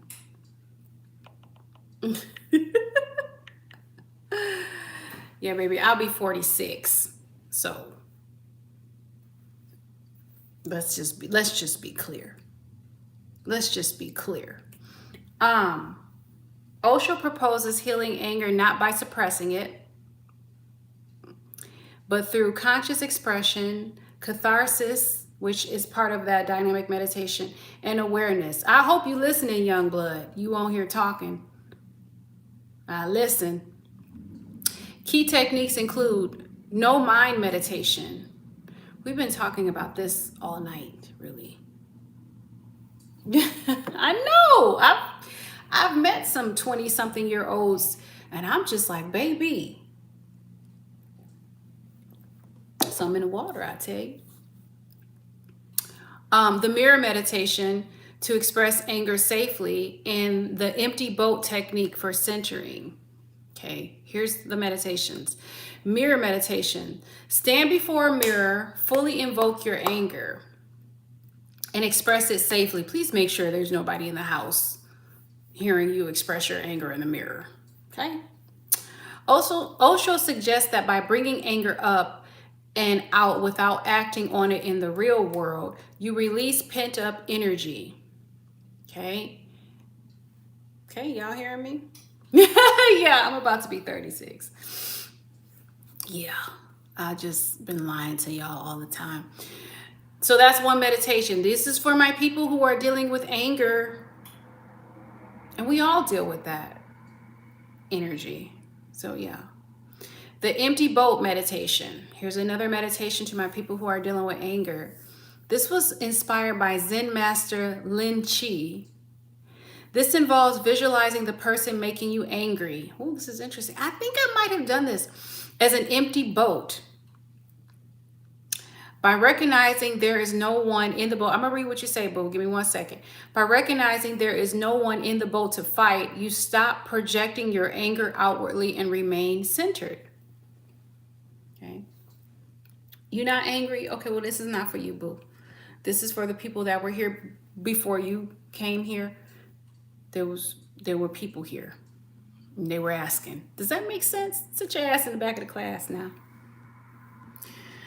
All right. Now, FBA, what you say? I think it's because the younger generation after the millennials didn't go outside enough. Yeah, child. They wasn't playing the video game. Yeah. Back in my day. Okay, thank you, Gio. Is it GBO? Thank you. Sit on down now. Back in my day, we used to go outside and play. Oh yes. And I'm from Wisconsin, so I was playing in blizzards. That was my thing. Yes, we were outside all of the time. All of the time. Ooh, that's a good stretch. Y'all hear that? Ooh. Y'all almost forgot y'all was here. Oh, shout out to New York. So again, there's another meditation. Mystic Rose Therapy, a profound meditative therapy that includes 3 hours of daily laughter for a week, followed by 3 hours of tears, facilitating, I need to do this, facilitating deep emotional release. I need to do that. You heard it? Oh. Y'all, please. I'll forget you here. I'm not trying to go there with you. What you talking about? Yeah, I don't have anger issues, boo. Why are you still talking? I thought you was in the back of the class and just sitting down taking notes. Please don't have me remove you. We already had a fool that was here for a whole hour talking about nonsense. Please don't be the second person maybe the third, that I've removed for the evening. I don't want to have to do that to you. I really don't. Okay, bye. Since you don't know how to act, I'm sorry, boo. Oh, you okay now? Because, baby, I was about to press that button. Please don't. Please don't. Now, get it together now. What?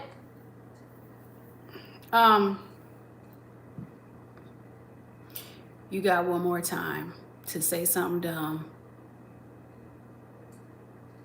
What your name? What your name is, son? GBO, you got one more time. Actually, you got no more time. Okay, bye. Stupid. Stupid. A damn fool. Anyway, here's another meditation. A 1-hour technique involving expressing, right. Face the wall. Just face the wall. Just face the wall. Right? Tonight is not even a night. I told people early. But you know what? People and their kids, between the minister who was walking in love. Let's remember that. Anyway, a 1-hour technique involving expressing whatever is in your mind, including rage, using gibberish, allowing the mind to empty. Okay. Awareness of triggers. Rather than suppressing anger, watch it objectively. There's a meditation where you simply watch the energy within your body. Osho suggests that observing the anger without judging it helps you distance yourself from it, a technique explained. It has a video that talks about that on Facebook. The goal is to become a master of your emotions rather than allowing anger to dominate you, according to Osho. Now, I gave you guys several techniques. Now, let me see what y'all saying in the chat. God help y'all. Y'all better be making sense. Okay, God in the flesh, thank you, sweetie, for being here. Thank you, thank you, thank you.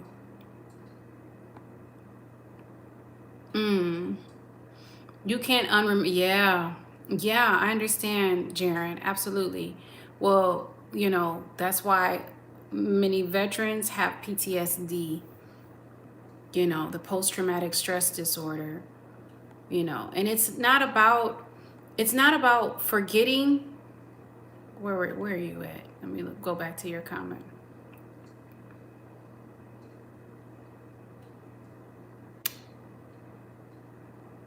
It's not about forgetting what happened to you, okay?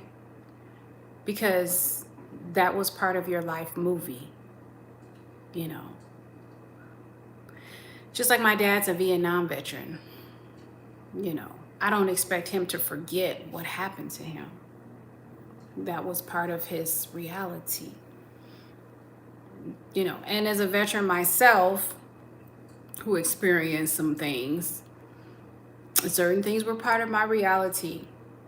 Yet what helps me is realizing that I'm not the things that happened to me, that those were things that happened to me. There is a part of you that nothing can be added to and nothing can be taken away from. And this is what helps me. It may not help you, but this is, you know, what I would do, is remembering that. Yeah, they tried. Hey, Big Don Dada. They tried to change the subject altogether. But yeah, I mean, I gave you some advice. I mean, when I say advice, suggestions, let's say that. You can decide to use it or not use it. It's up to you. At the end of the day, whatever you decide, please understand that you are not alone, period. And if you do feel the need to talk to somebody, there are resources. Thank you, Soul Solstice. There are resources that could help you, you know. But also, too, I know it's not easy, but you also got to have an open mind, too. It takes courage to have an open mind, you know. But mindset is number one. And I know it's hard, especially when you have PTSD. A lot of people have PTSD and don't even realize it. Yeah. I mean, including like if you grew up in the hood, you know, you grew up around gunshots and violence and abuse and all of that. You know, the healing work may be something that's continuous. Yeah, one thing too that helps me is not wanting to carry, that's my crock pot. It's telling me it's time to eat.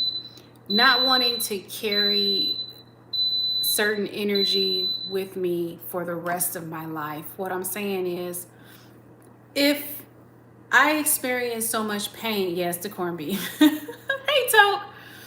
If I experience so much pain at a certain time in my life, movie, there's something in my mind that says, I don't want to carry that that pain with me. Oh, you got corned beef too? For the rest of my life. Thank you for being here, boo. Toke, you been here the whole time? Oh, you're at your mom's? Nice, Toke. Nice. Hey, Larry, what music you listening to? Toke, where were you when that fool was here? Acting. Ciao. You saw a few of your comments disappearing. I wonder why. Well, you know, there's so many words that I have had to ban and block because people are dumb. In a minute, the only thing we're going to be able to say is namaste.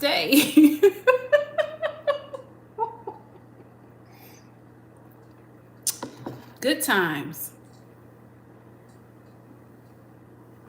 What you say, I've heard this speech before. Yeah, you'll be okay. Everything I try to make makes me recognize sadness. Yeah, and sadness is another emotion, just like anger, that we have to allow ourselves to feel sometimes. What helps me, and it sounds like, I mean, I get it, you know, I get it. I understand your energy. It sounds like no matter what I say, you're not gonna like it, or you just say, oh well, I've heard it all before, or that doesn't help me, or blah blah blah. So obviously I'm not the one to be able to answer your question, and I'm okay with that. I'm okay with that. Maybe you want to ask somebody else, and maybe you'll get better results that way. Because out of everything I said, the suggestions, it's not resonating with you, that's okay. You know, that's okay. You say you let it fly. Me too, Toke. Me too. Sometimes the shit's just entertaining until it's not. And then I just gotta remove them people from the channel altogether. But like I was saying, back to you, Jargon, I wish you the best. I wish you the best. And, you know, I apologize that I spent a whole 45 minutes paying attention to your needs, looking things up for you, talking about various meditations. I've already mentioned breathing exercises and all of that, only for you to come to the conclusion that you've heard it all before. I'm sorry about that. I wish I could tell you something different. But yeah, to go back on what I said earlier, yeah, about conscious breath. The best meditation that one can do is a conscious breath, which is simply to watch your breath. We do that meditation sometimes on this channel. We haven't done it lately because we've been farting around, but oftentimes, you know, at the end of the live, you'll catch a 3-minute meditation that we do. If you go back, and this might be kind of cumbersome, but I'm sure in one of my titles, in one of my lives, I put the word meditation, which meant in that particular live, we did a meditation. So see if you can find that live, go all the way to the end, and see if you can participate in the conscious breath meditation if you want. Okay? If you want. You do not have to. I'm not telling you to. If you want to, please feel free to be my guest. But other than that, I mentioned like several meditations, including Osho dynamic meditation. Right? Yes. Tonight ain't the night. That's the name of this live tonight. By the way, you guys familiar with, are you guys aware of the fact that we have a name? Oh my goodness, look at what time it is. That we have a name for the group, and our name is called the Belongers. That's what I'm about to eat, Toke. I'm about to eat that. I'm about to be right along with you, smacking, because yes. So our new name, we have a name, it's called the Belongers. Belongers. Is it Belongers? Why do we have that name, such a random name to have? Because you belong here. Oh, look, my new Social Security statement. I want to see how much money I'm getting. Because baby, yeah, I don't know. I swear to your phone listens to you. I swear your phone, and we know it does. Because what? I was just talking to a friend of mine about, well, she had mentioned something about Social Security to me. And now here I have an email from Social Security. What you say now? Yeah, lunch on me. Let's go. Let's go. Y'all, let me tell you how challenging it is sometimes to get on here and have to deal with all kinds of crazy people for no reason at all. Ooh, that would be pretty cool, Jaren. That would be pretty cool. But have you heard of, there are these devices. I used to use them. They're like symbols, and I used to put them on various parts of my body, and you hit the symbol. Yeah, I believe these things exist. Okay, but I think that's a great idea for you to want to maybe expand on that. Let me go in here. Let me look something up real quick.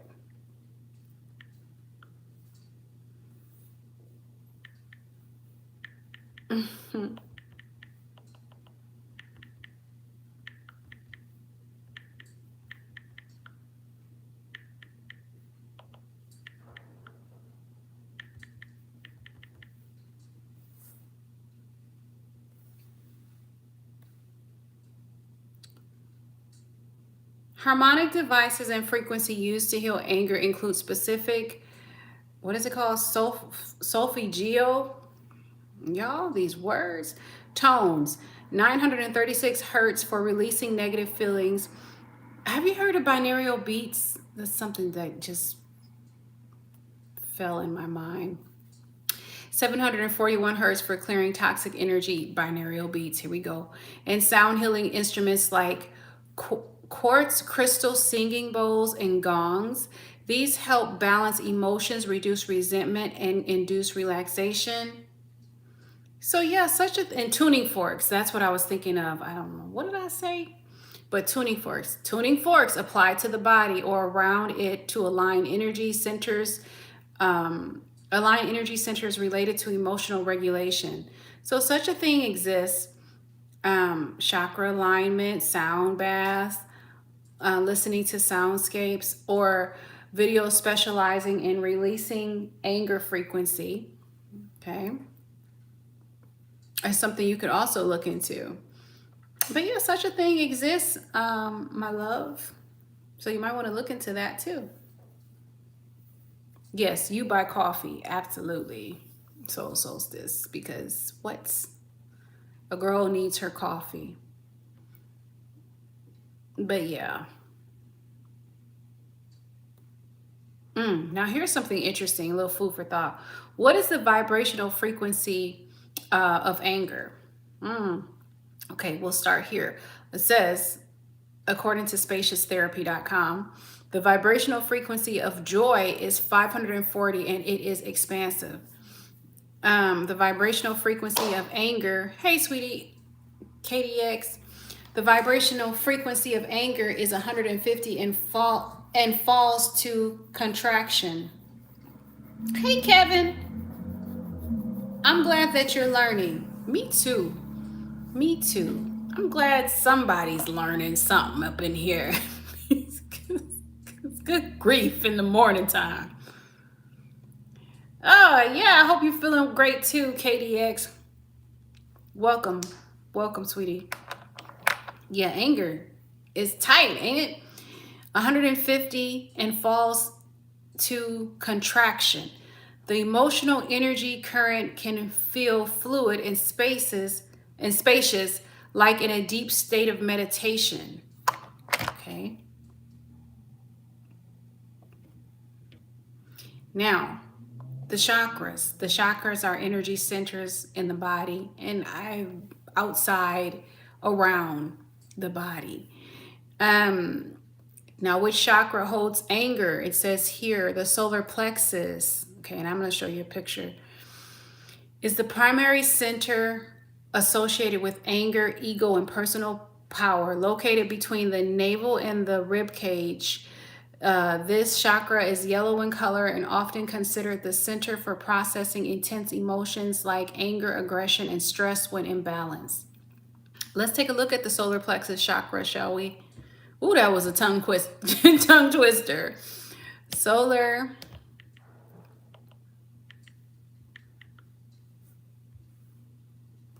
images. See if I can find a good one. You know, everything want to sell you something for good grief in the morning. Solar plexus. Yes, here we are. Here we are. Those of you, the chakras. Can you see? You see that there? I'm going to read it because it's backwards. We got the root chakra,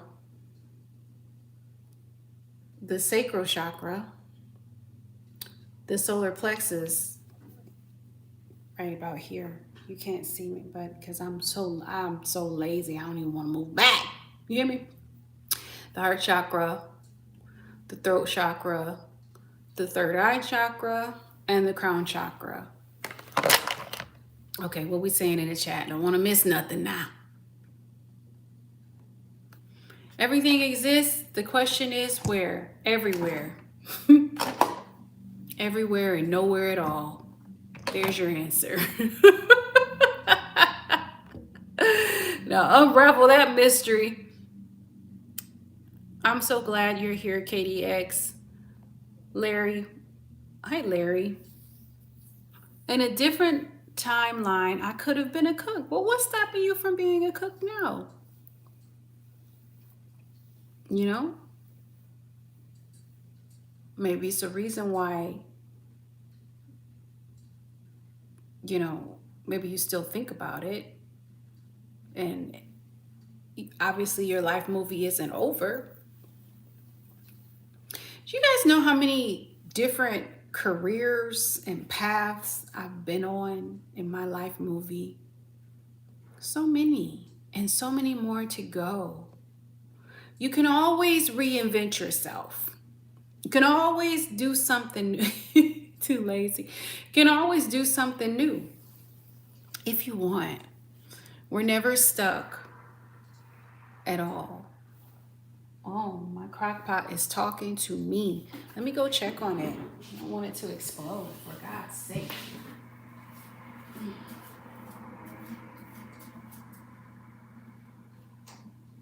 I want to keep it warm so that when I do get ready to eat,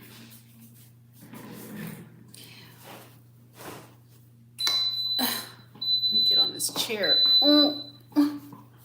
Let me not show you my cookies and turn around.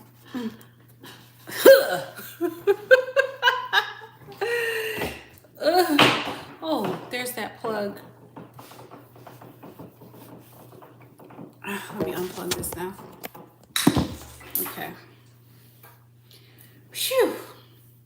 Anyway, do we have any more questions in the chat? Let's see what y'all talking about. Yeah, I appreciate pure honesty. No doubt. Yeah, you say you're too lazy? Okay, then be lazy then. Great. Works for you, works for me. I know. I have a lot of post-it notes. And on those notes, there are different affirmations like I can do anything, I have them in my bathroom. I'm so happy and grateful now that money comes to me in increasing quantities through multiple sources on a continuous basis. That's Bob Proctor. I am healthy, wealthy, and wise. Everywhere I go, I am loved. Oh, yes. Oh, yes. Because I'm not about to fill my thoughts with shitty thoughts. I'm not about to do that. Because what? Oh, that's so sweet. So, sis. No, I absolutely would not get another cat because the cat that I had, and I love cats and I love dogs. I love animals. I love snakes. I love it all.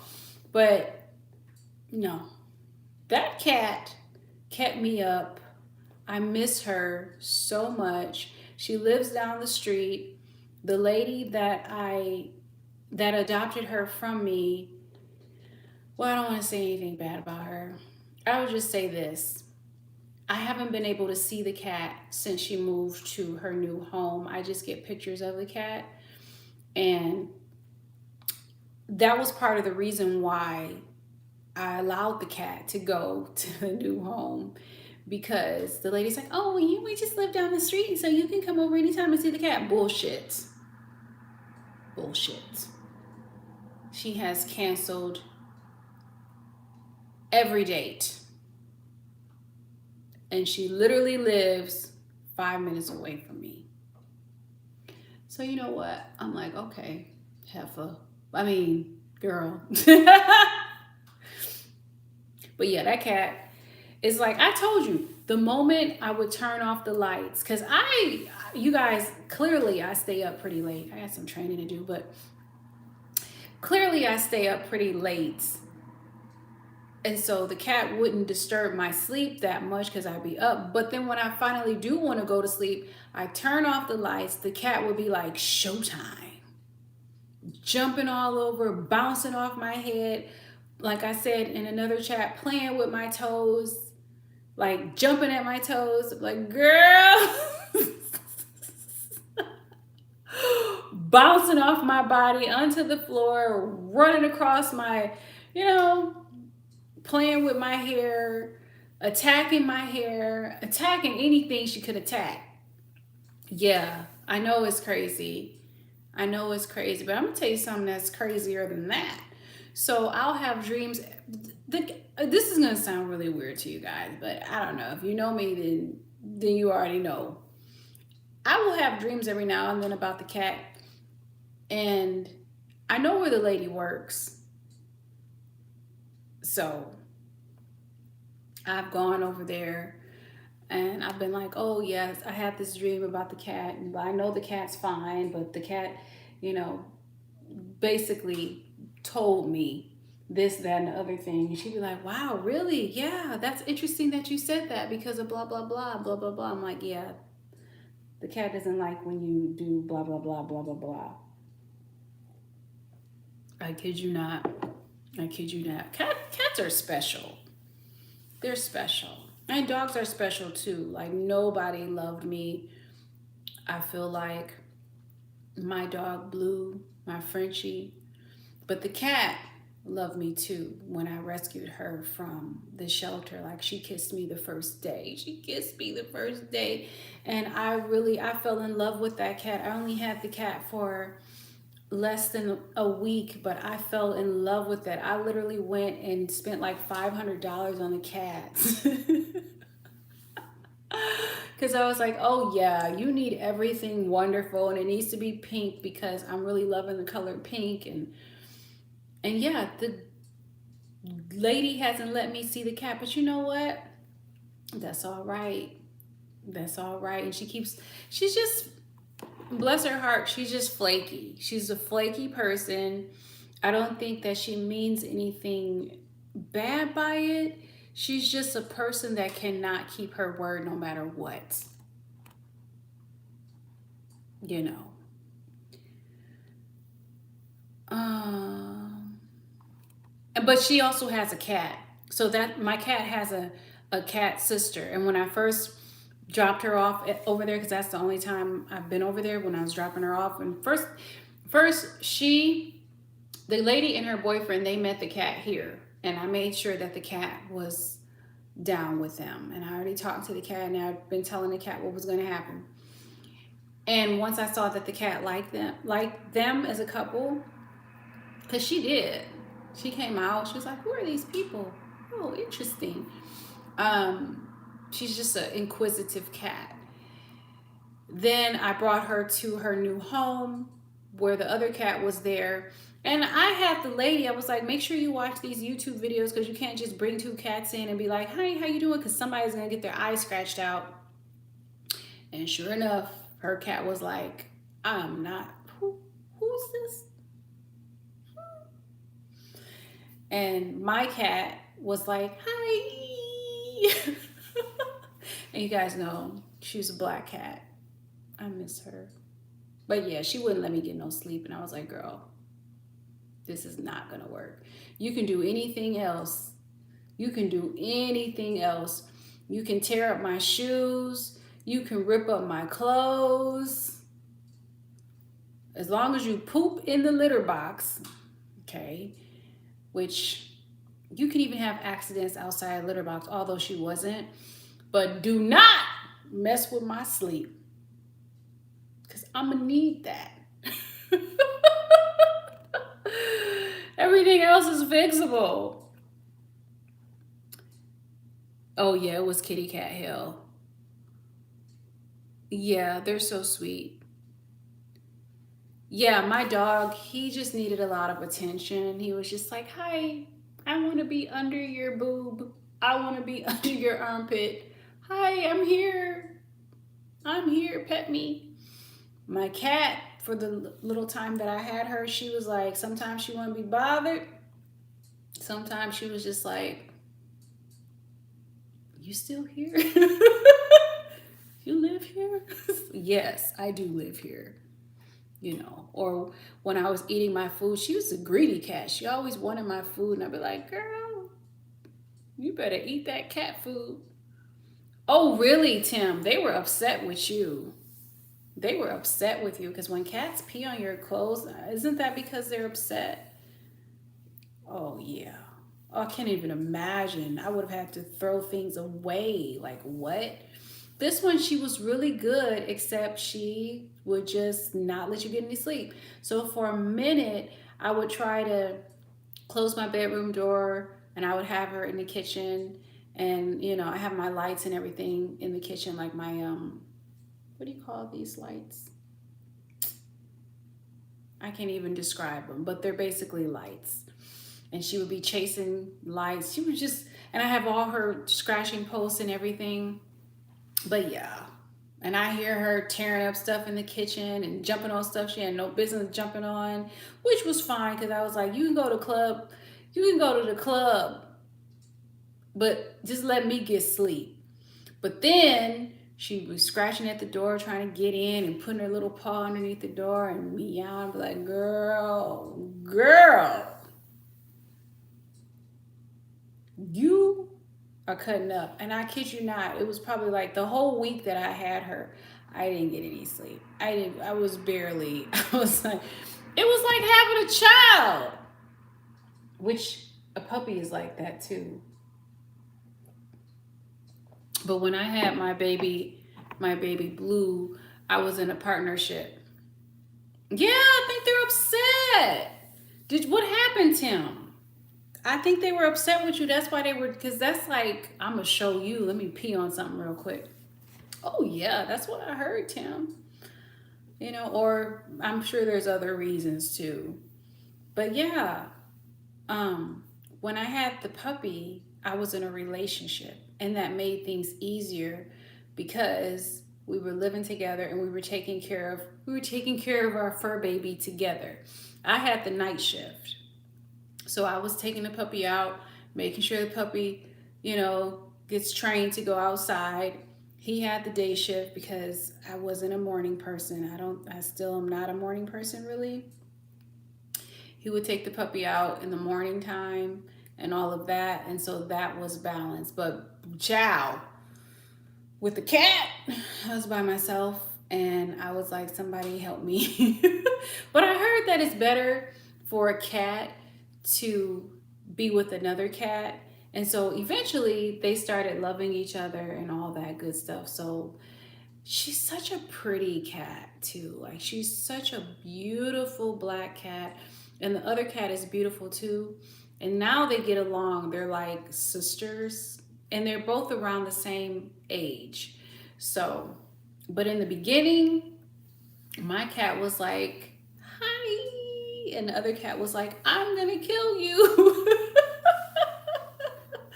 But yeah, it worked out. I'm just sad that I haven't been able to physically go over and see, the cat and you know, just love her and talk to her. But I do talk to her in my mind and I do talk to her like that because, yeah, I communicate with her telepathically. But I do wish I could go over there and just, be like, hi, I miss you, I love you, all that good stuff. It makes me sad when I think about it. But yeah, I'm glad that she's in a home with somebody else that she can run around with. And I have gotten pictures. Yeah, they have superpower. This cat was regal. This cat was like, yeah. Mm-hmm. She was like, yeah, I'm all that in a bag of chips. Yeah, you gonna spend your money? Yes, yes. Give me all the toys. So when she literally moved to a cat house. I went over there. The lady had how they have the things where the cats can run around, basically run around the ceiling, basically. She had all the things. Plus she had catnip. I did not have catnip. I stayed over there for probably about a good 1 or 2 hours while my cat got acclimated and all that. But my cat was already acclimated because she's a curious cat. She knew that was going to be her new home. She wasn't checking for me once she got a hold of that catnip. Oh yeah. I don't see how anybody can have any type of mice with a cat because, baby, that cat was chasing her own shadow. That cat was hunting for stuff that didn't even exist, but was determined to find something. Oh, yeah. She was on a hunt for fun. Now, baby, ain't nothing around here. But yeah, if I had a mouse, I would not have had it with that cat because she was crazy. Oh yeah. Oh yeah. They feel all kinds of things. And animals in general are very sensitive, to energies, which is why it was important for me to see how she would respond to the couple that adopted her. Because if she had any other type of response other than, huh, I like these people, they're all right, then baby, she wouldn't have been over there. I would have just dealt with her and I would have just been sleep deprived. I would have just been sleep deprived. You know what I mean? So, but I miss her. I miss her. And I got her around, it was before Halloween. I knew that my only job, I started to have this revelation, it was funny because when I picked her up from the shelter and I was telling my friends about her, my fabulous five that I've introduced you guys to, I knew that it was going to be for a time and a season that I would be with her. Yeah, they see spirits and all kinds of stuff. That's probably what she was chasing. But yeah, I knew it was going to be a time in a season that I was going to be with her. I Something in my spirit told me that I wasn't going to be her forever mom, but I just knew that it was meant for me to adopt her from the shelter, that it wasn't meant for her to be in there. And I knew that she wasn't going to go back to the shelter because I had made a promise to her and told her that she was safe. So I knew that, you know. And I still have her, I have her chip, and her chip is still registered to me, which is interesting. But yeah, I still have her. I have her chip information is still she's still registered to me. I haven't changed it.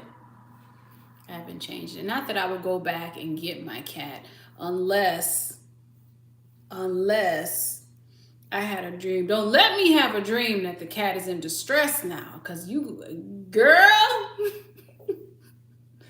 girl, I know where you work, girl. I know where you work. But having said that, I haven't had any dreams that the cat was distressed.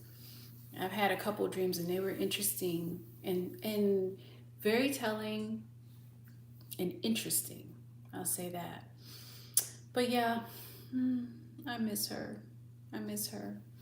Now, what I've come to discover after releasing that cat, because the year prior to, there was a dog that I found who was a stray dog, okay?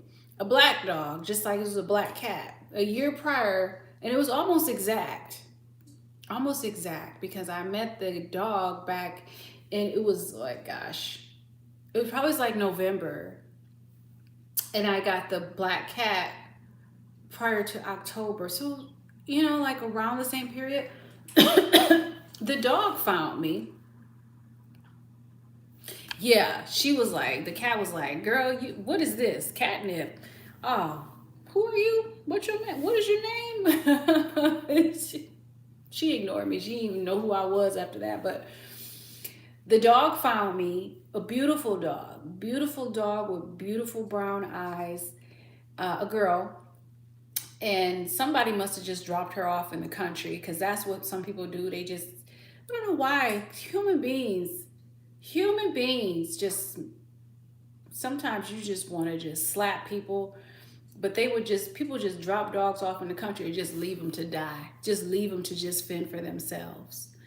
So I found this dog out in the country. I fed it. The moment you feed it, it trusted me enough to eat, and then it trusted me enough to come up to me. It was a big black dog, big beautiful black dog, and so sweet, and but so weak and so tired and so cold and so broken and all of that. And I was like, first I was like, you can stay on the porch, because I didn't want the dog to get eaten by coyotes. So I was trying to create an environment where they were safe enough, and it wasn't too cold yet, but I was trying to work on my mother in particular, to let the dog come in. I know, that's what people do in the country. They just drop the dog off and be like, so I kept feeding the dog, kept giving the dog water and all of that. And eventually, I snuck and got the dog in there, got the dog in the laundry room. And my mother was like, girl. And I was like, you can't raise me to be compassionate and then get upset when I show compassion. The little girl came out, the little bee came out, and she was just like, that's basically our dog right now, because we can't just let the dog back out. We got to find the owner. So we worked on trying to find the owner for the dog, couldn't find the owner for the dog, took the dog to the vet, see if the dog had any chips, no chips in the dog, all of that. And then I fell in love with the dog, and the dog was so sweet. But let me tell you, she was vicious. I saw her run after one of my neighbors. Baby, I've never seen a grown man hop on top of a truck so fast. I have never. And he hopped on the baby. He must have jumped up and hopped on that truck in one hop. And it was a high truck. And he hopped on top of that hood so fast. I said, good grief in the morning time. But yeah, she was gonna take a bite out of him. Thank you, Larry. She was, I don't know, he must have, maybe he reminded her of the owners that dropped her off or something, but baby, she was ready to take a bites out of that man. And she had ran all the way across the yard. And my parents' dog, because they have a dog, he was there and he didn't do nothing. But I had never seen her cut up like that before. And I was like, ooh, girl, you could be a bitch when you want to, huh? And she was like, yeah. And so, yeah, she would show her teeth.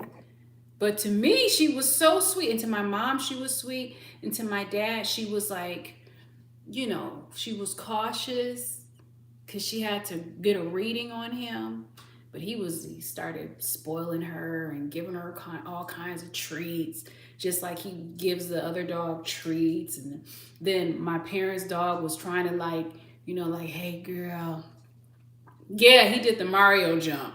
I was like, wow. And it was high ground. And I was like, wow, interesting. I just kind of laughed a little bit, even though it was wrong. And I was like, girl, why are you over there?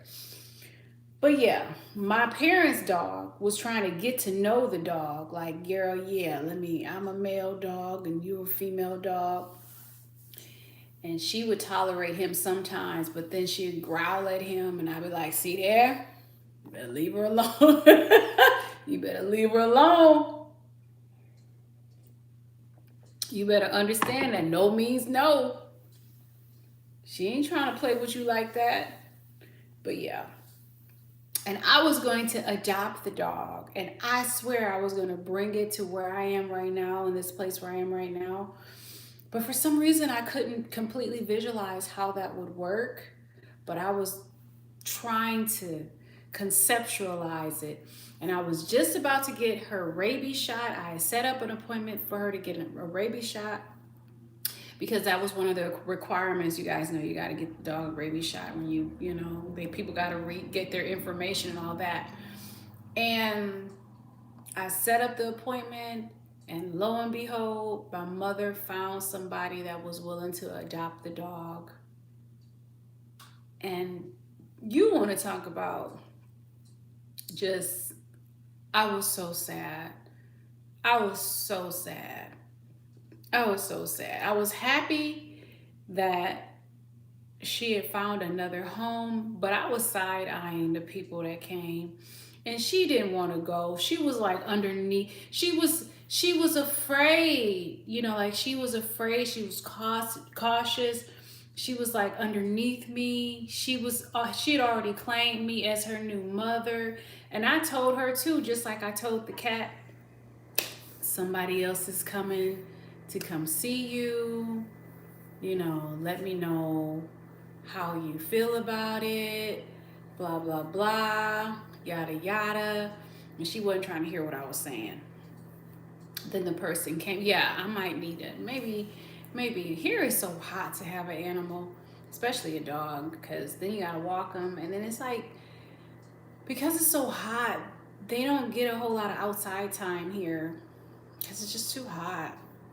But yeah, the people came. It was a man and a woman, and just like with the cat, it was a man and a woman, and she was like shy about it. She liked the man more, like she started to like gravitate towards the man more so than the woman. She was very cautious about it, and I was sad. I was so sad. And yeah, the guy was like, you don't want to give her up, do you? And I was like, no. And he was sad because he felt like, he was taking her from me.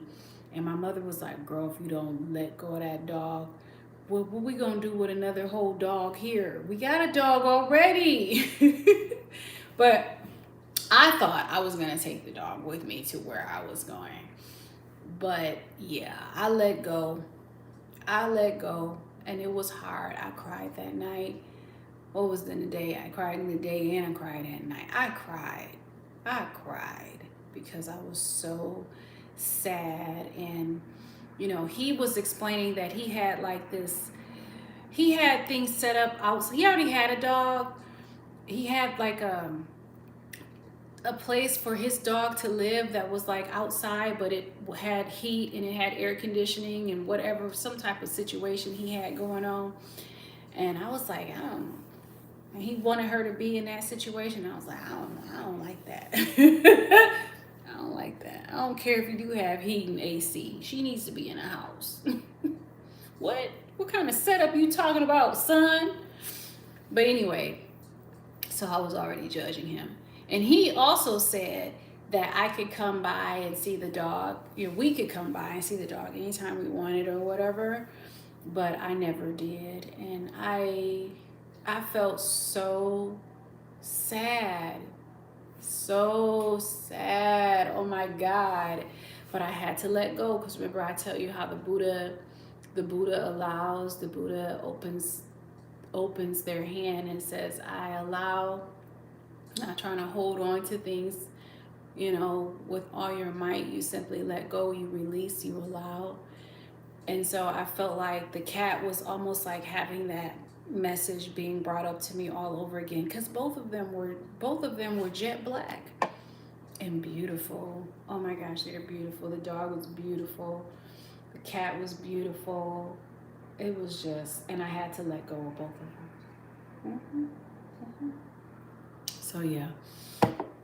Now I've decided that, I'm going to read the chat in a minute, but I've decided that when I do decide to have animals again, I think I want to have like a shelter for animals where it's kind of like a barn of some sort where they can go in and go out and be protected, you know, and heated and air conditioned, but they have like an enclosed space that's not in my house. And so I could take care of like strays, you know, and have like, this is my vision.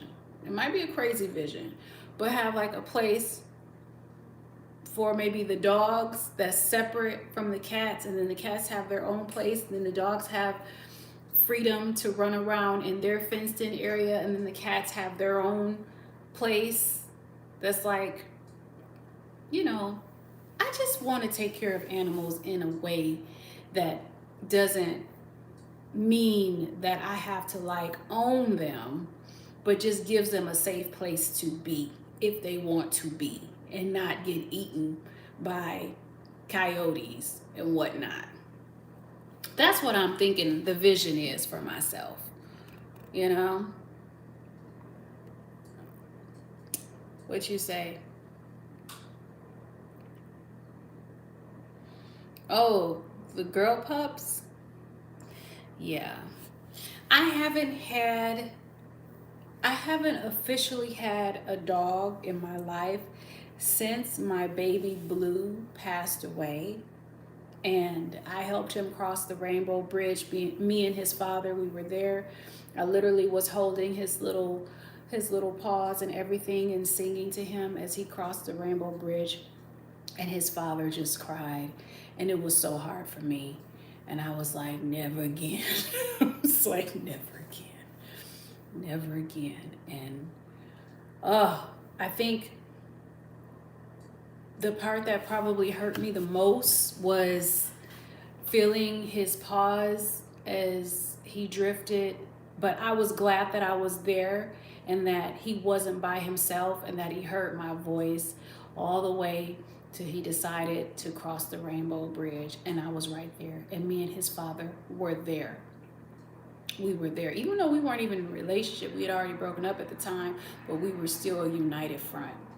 And we were there. I didn't want to be there, like in the room with the dog as he crossed the Rainbow Bridge, because I didn't think I was going to be able to do it.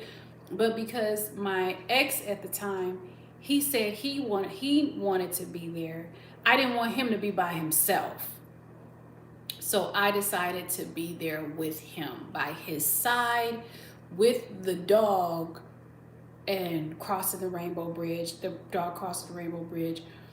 When it was all said and done, that was very hard too, because my ex, he was really like, oh my gosh, whew, he was tore up. And so getting him out of the vet's office, there was a whole line of people.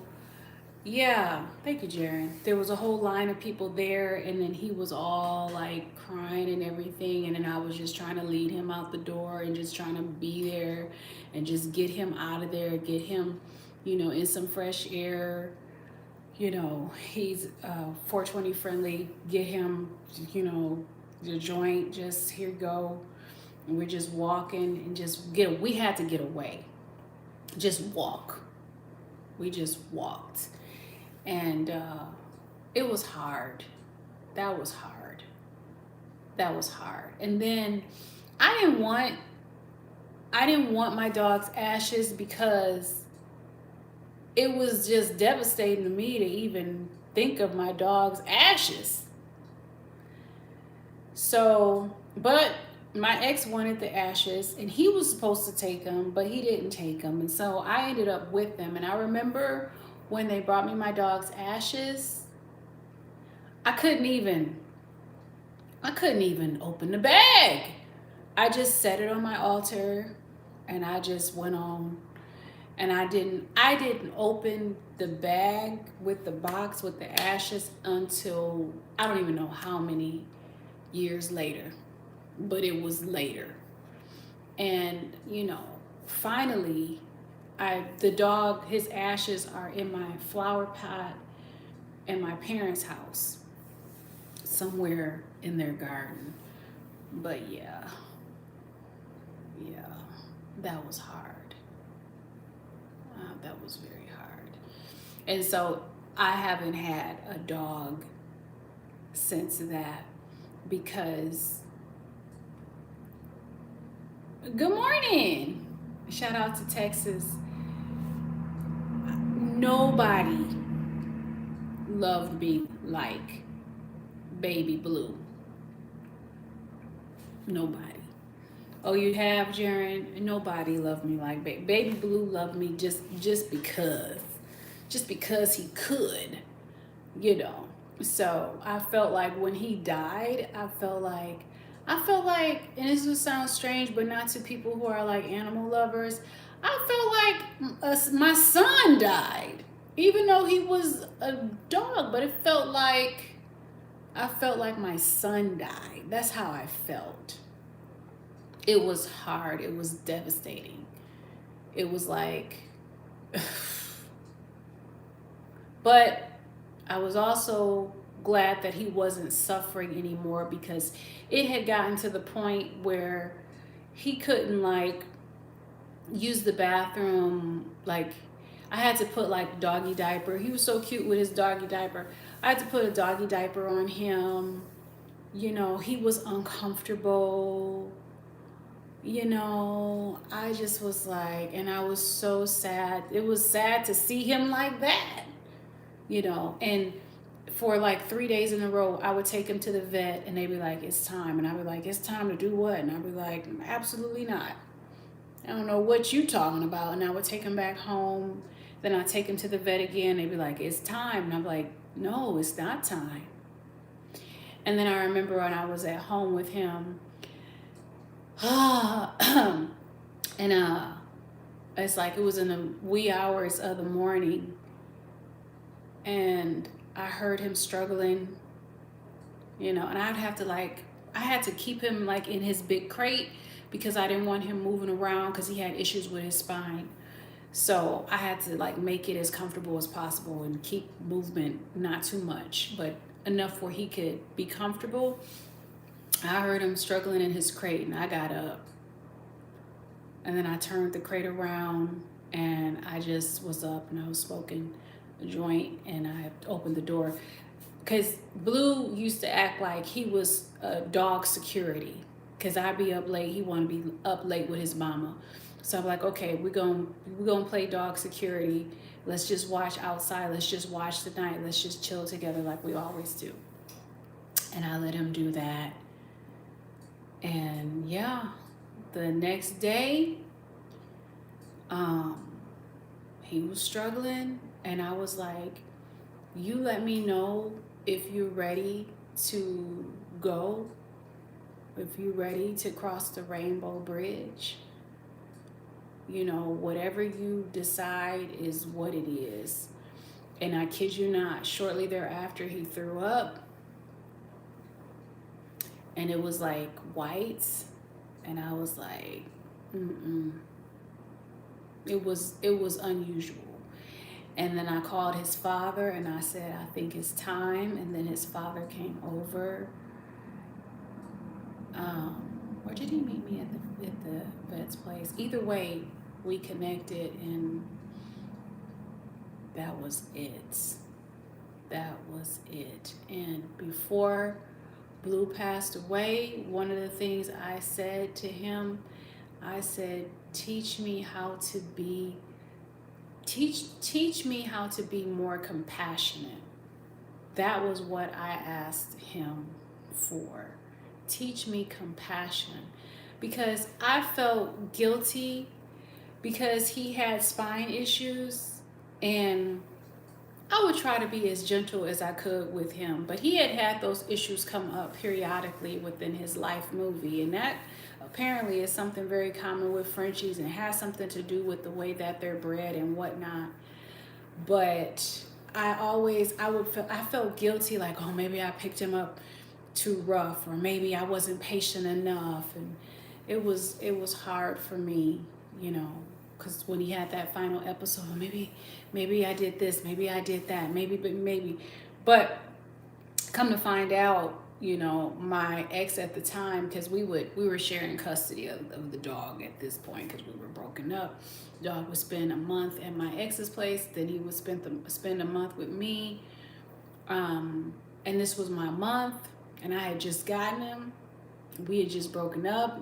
This is the first time that Blue was going through this particular change.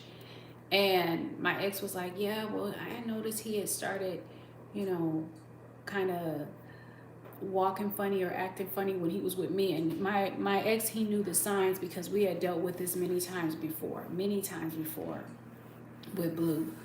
So, he was feeling guilty too. Like, well, maybe I was playing with him too rough. And then he had one of his episodes where his, back was having issues and this and that. And it was just like, ugh. But also too, my mother said that when a couple separates, like the dog knows, of course, because then they don't see you guys together anymore. And in some strange way, maybe they decide that they're not going to be here, like it's the end of the movie.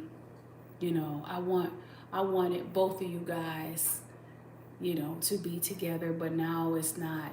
So now it's time for me to move on. And it's an interesting theory, but that's what my mother said. And my mother's not weird like me. So it was interesting for her to say that.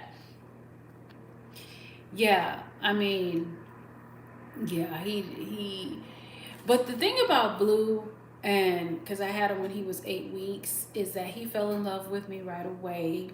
I had a sitter for him right away, but I was also, like at home.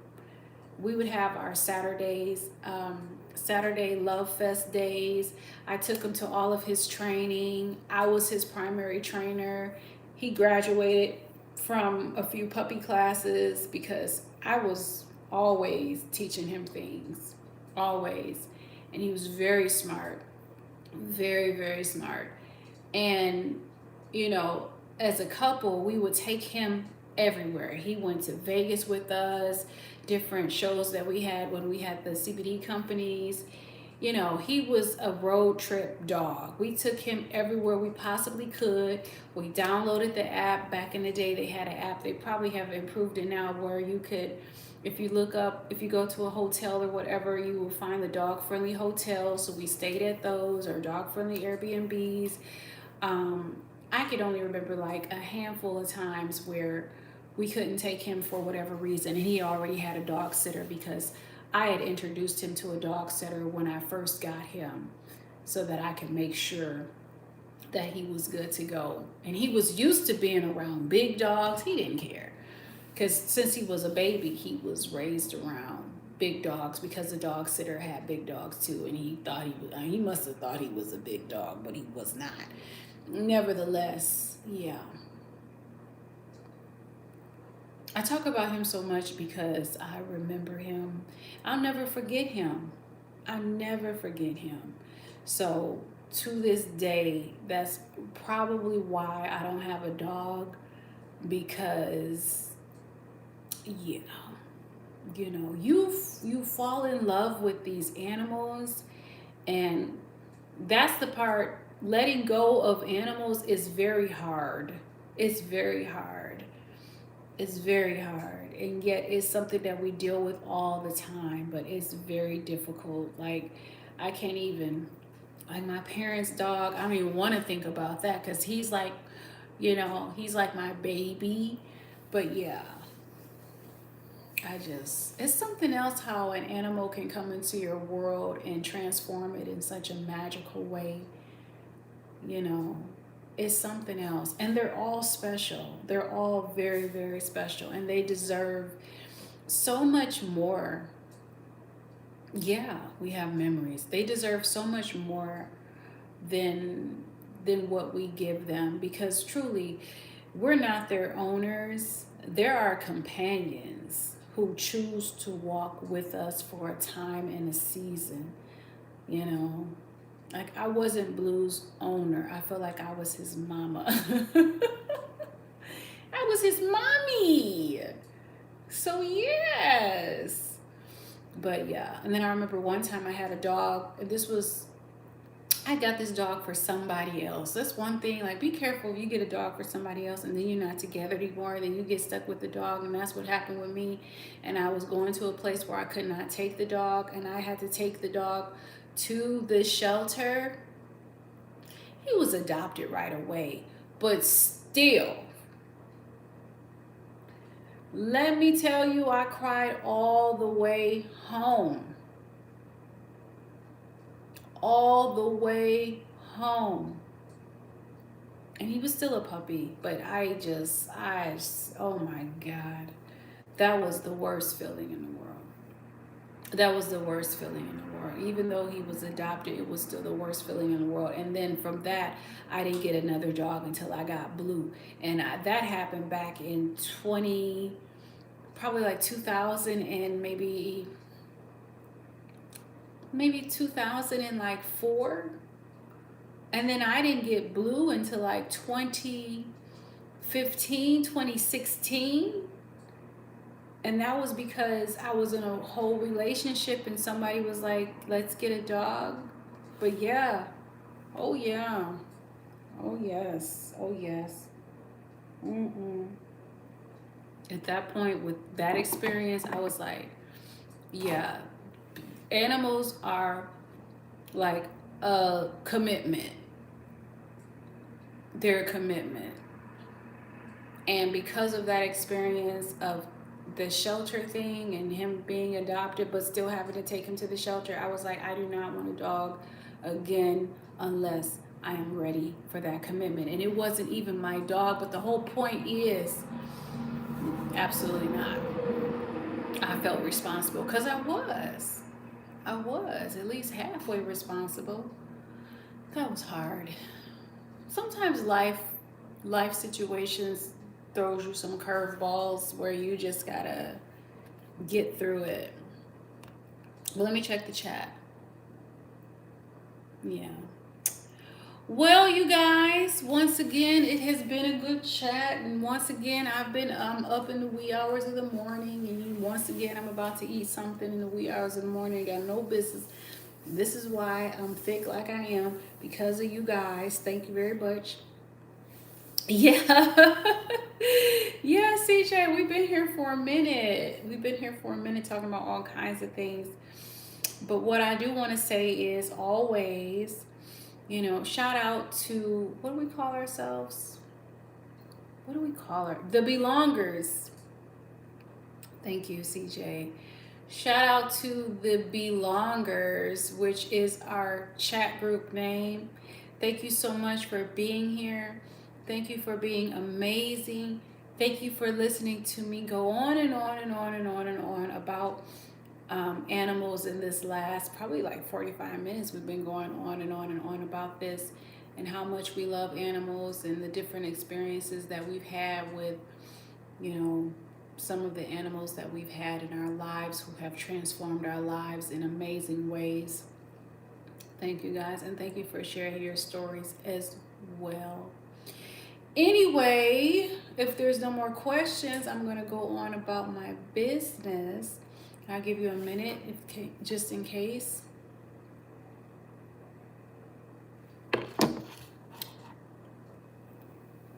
Just in case. All right. Well, that seems to be about a minute, was it not?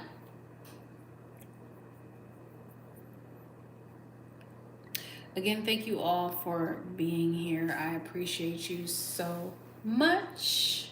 Well, I'm going to say what I always say. Well, I say this often anyway. Love someone, starting with yourself. Until next time, bye.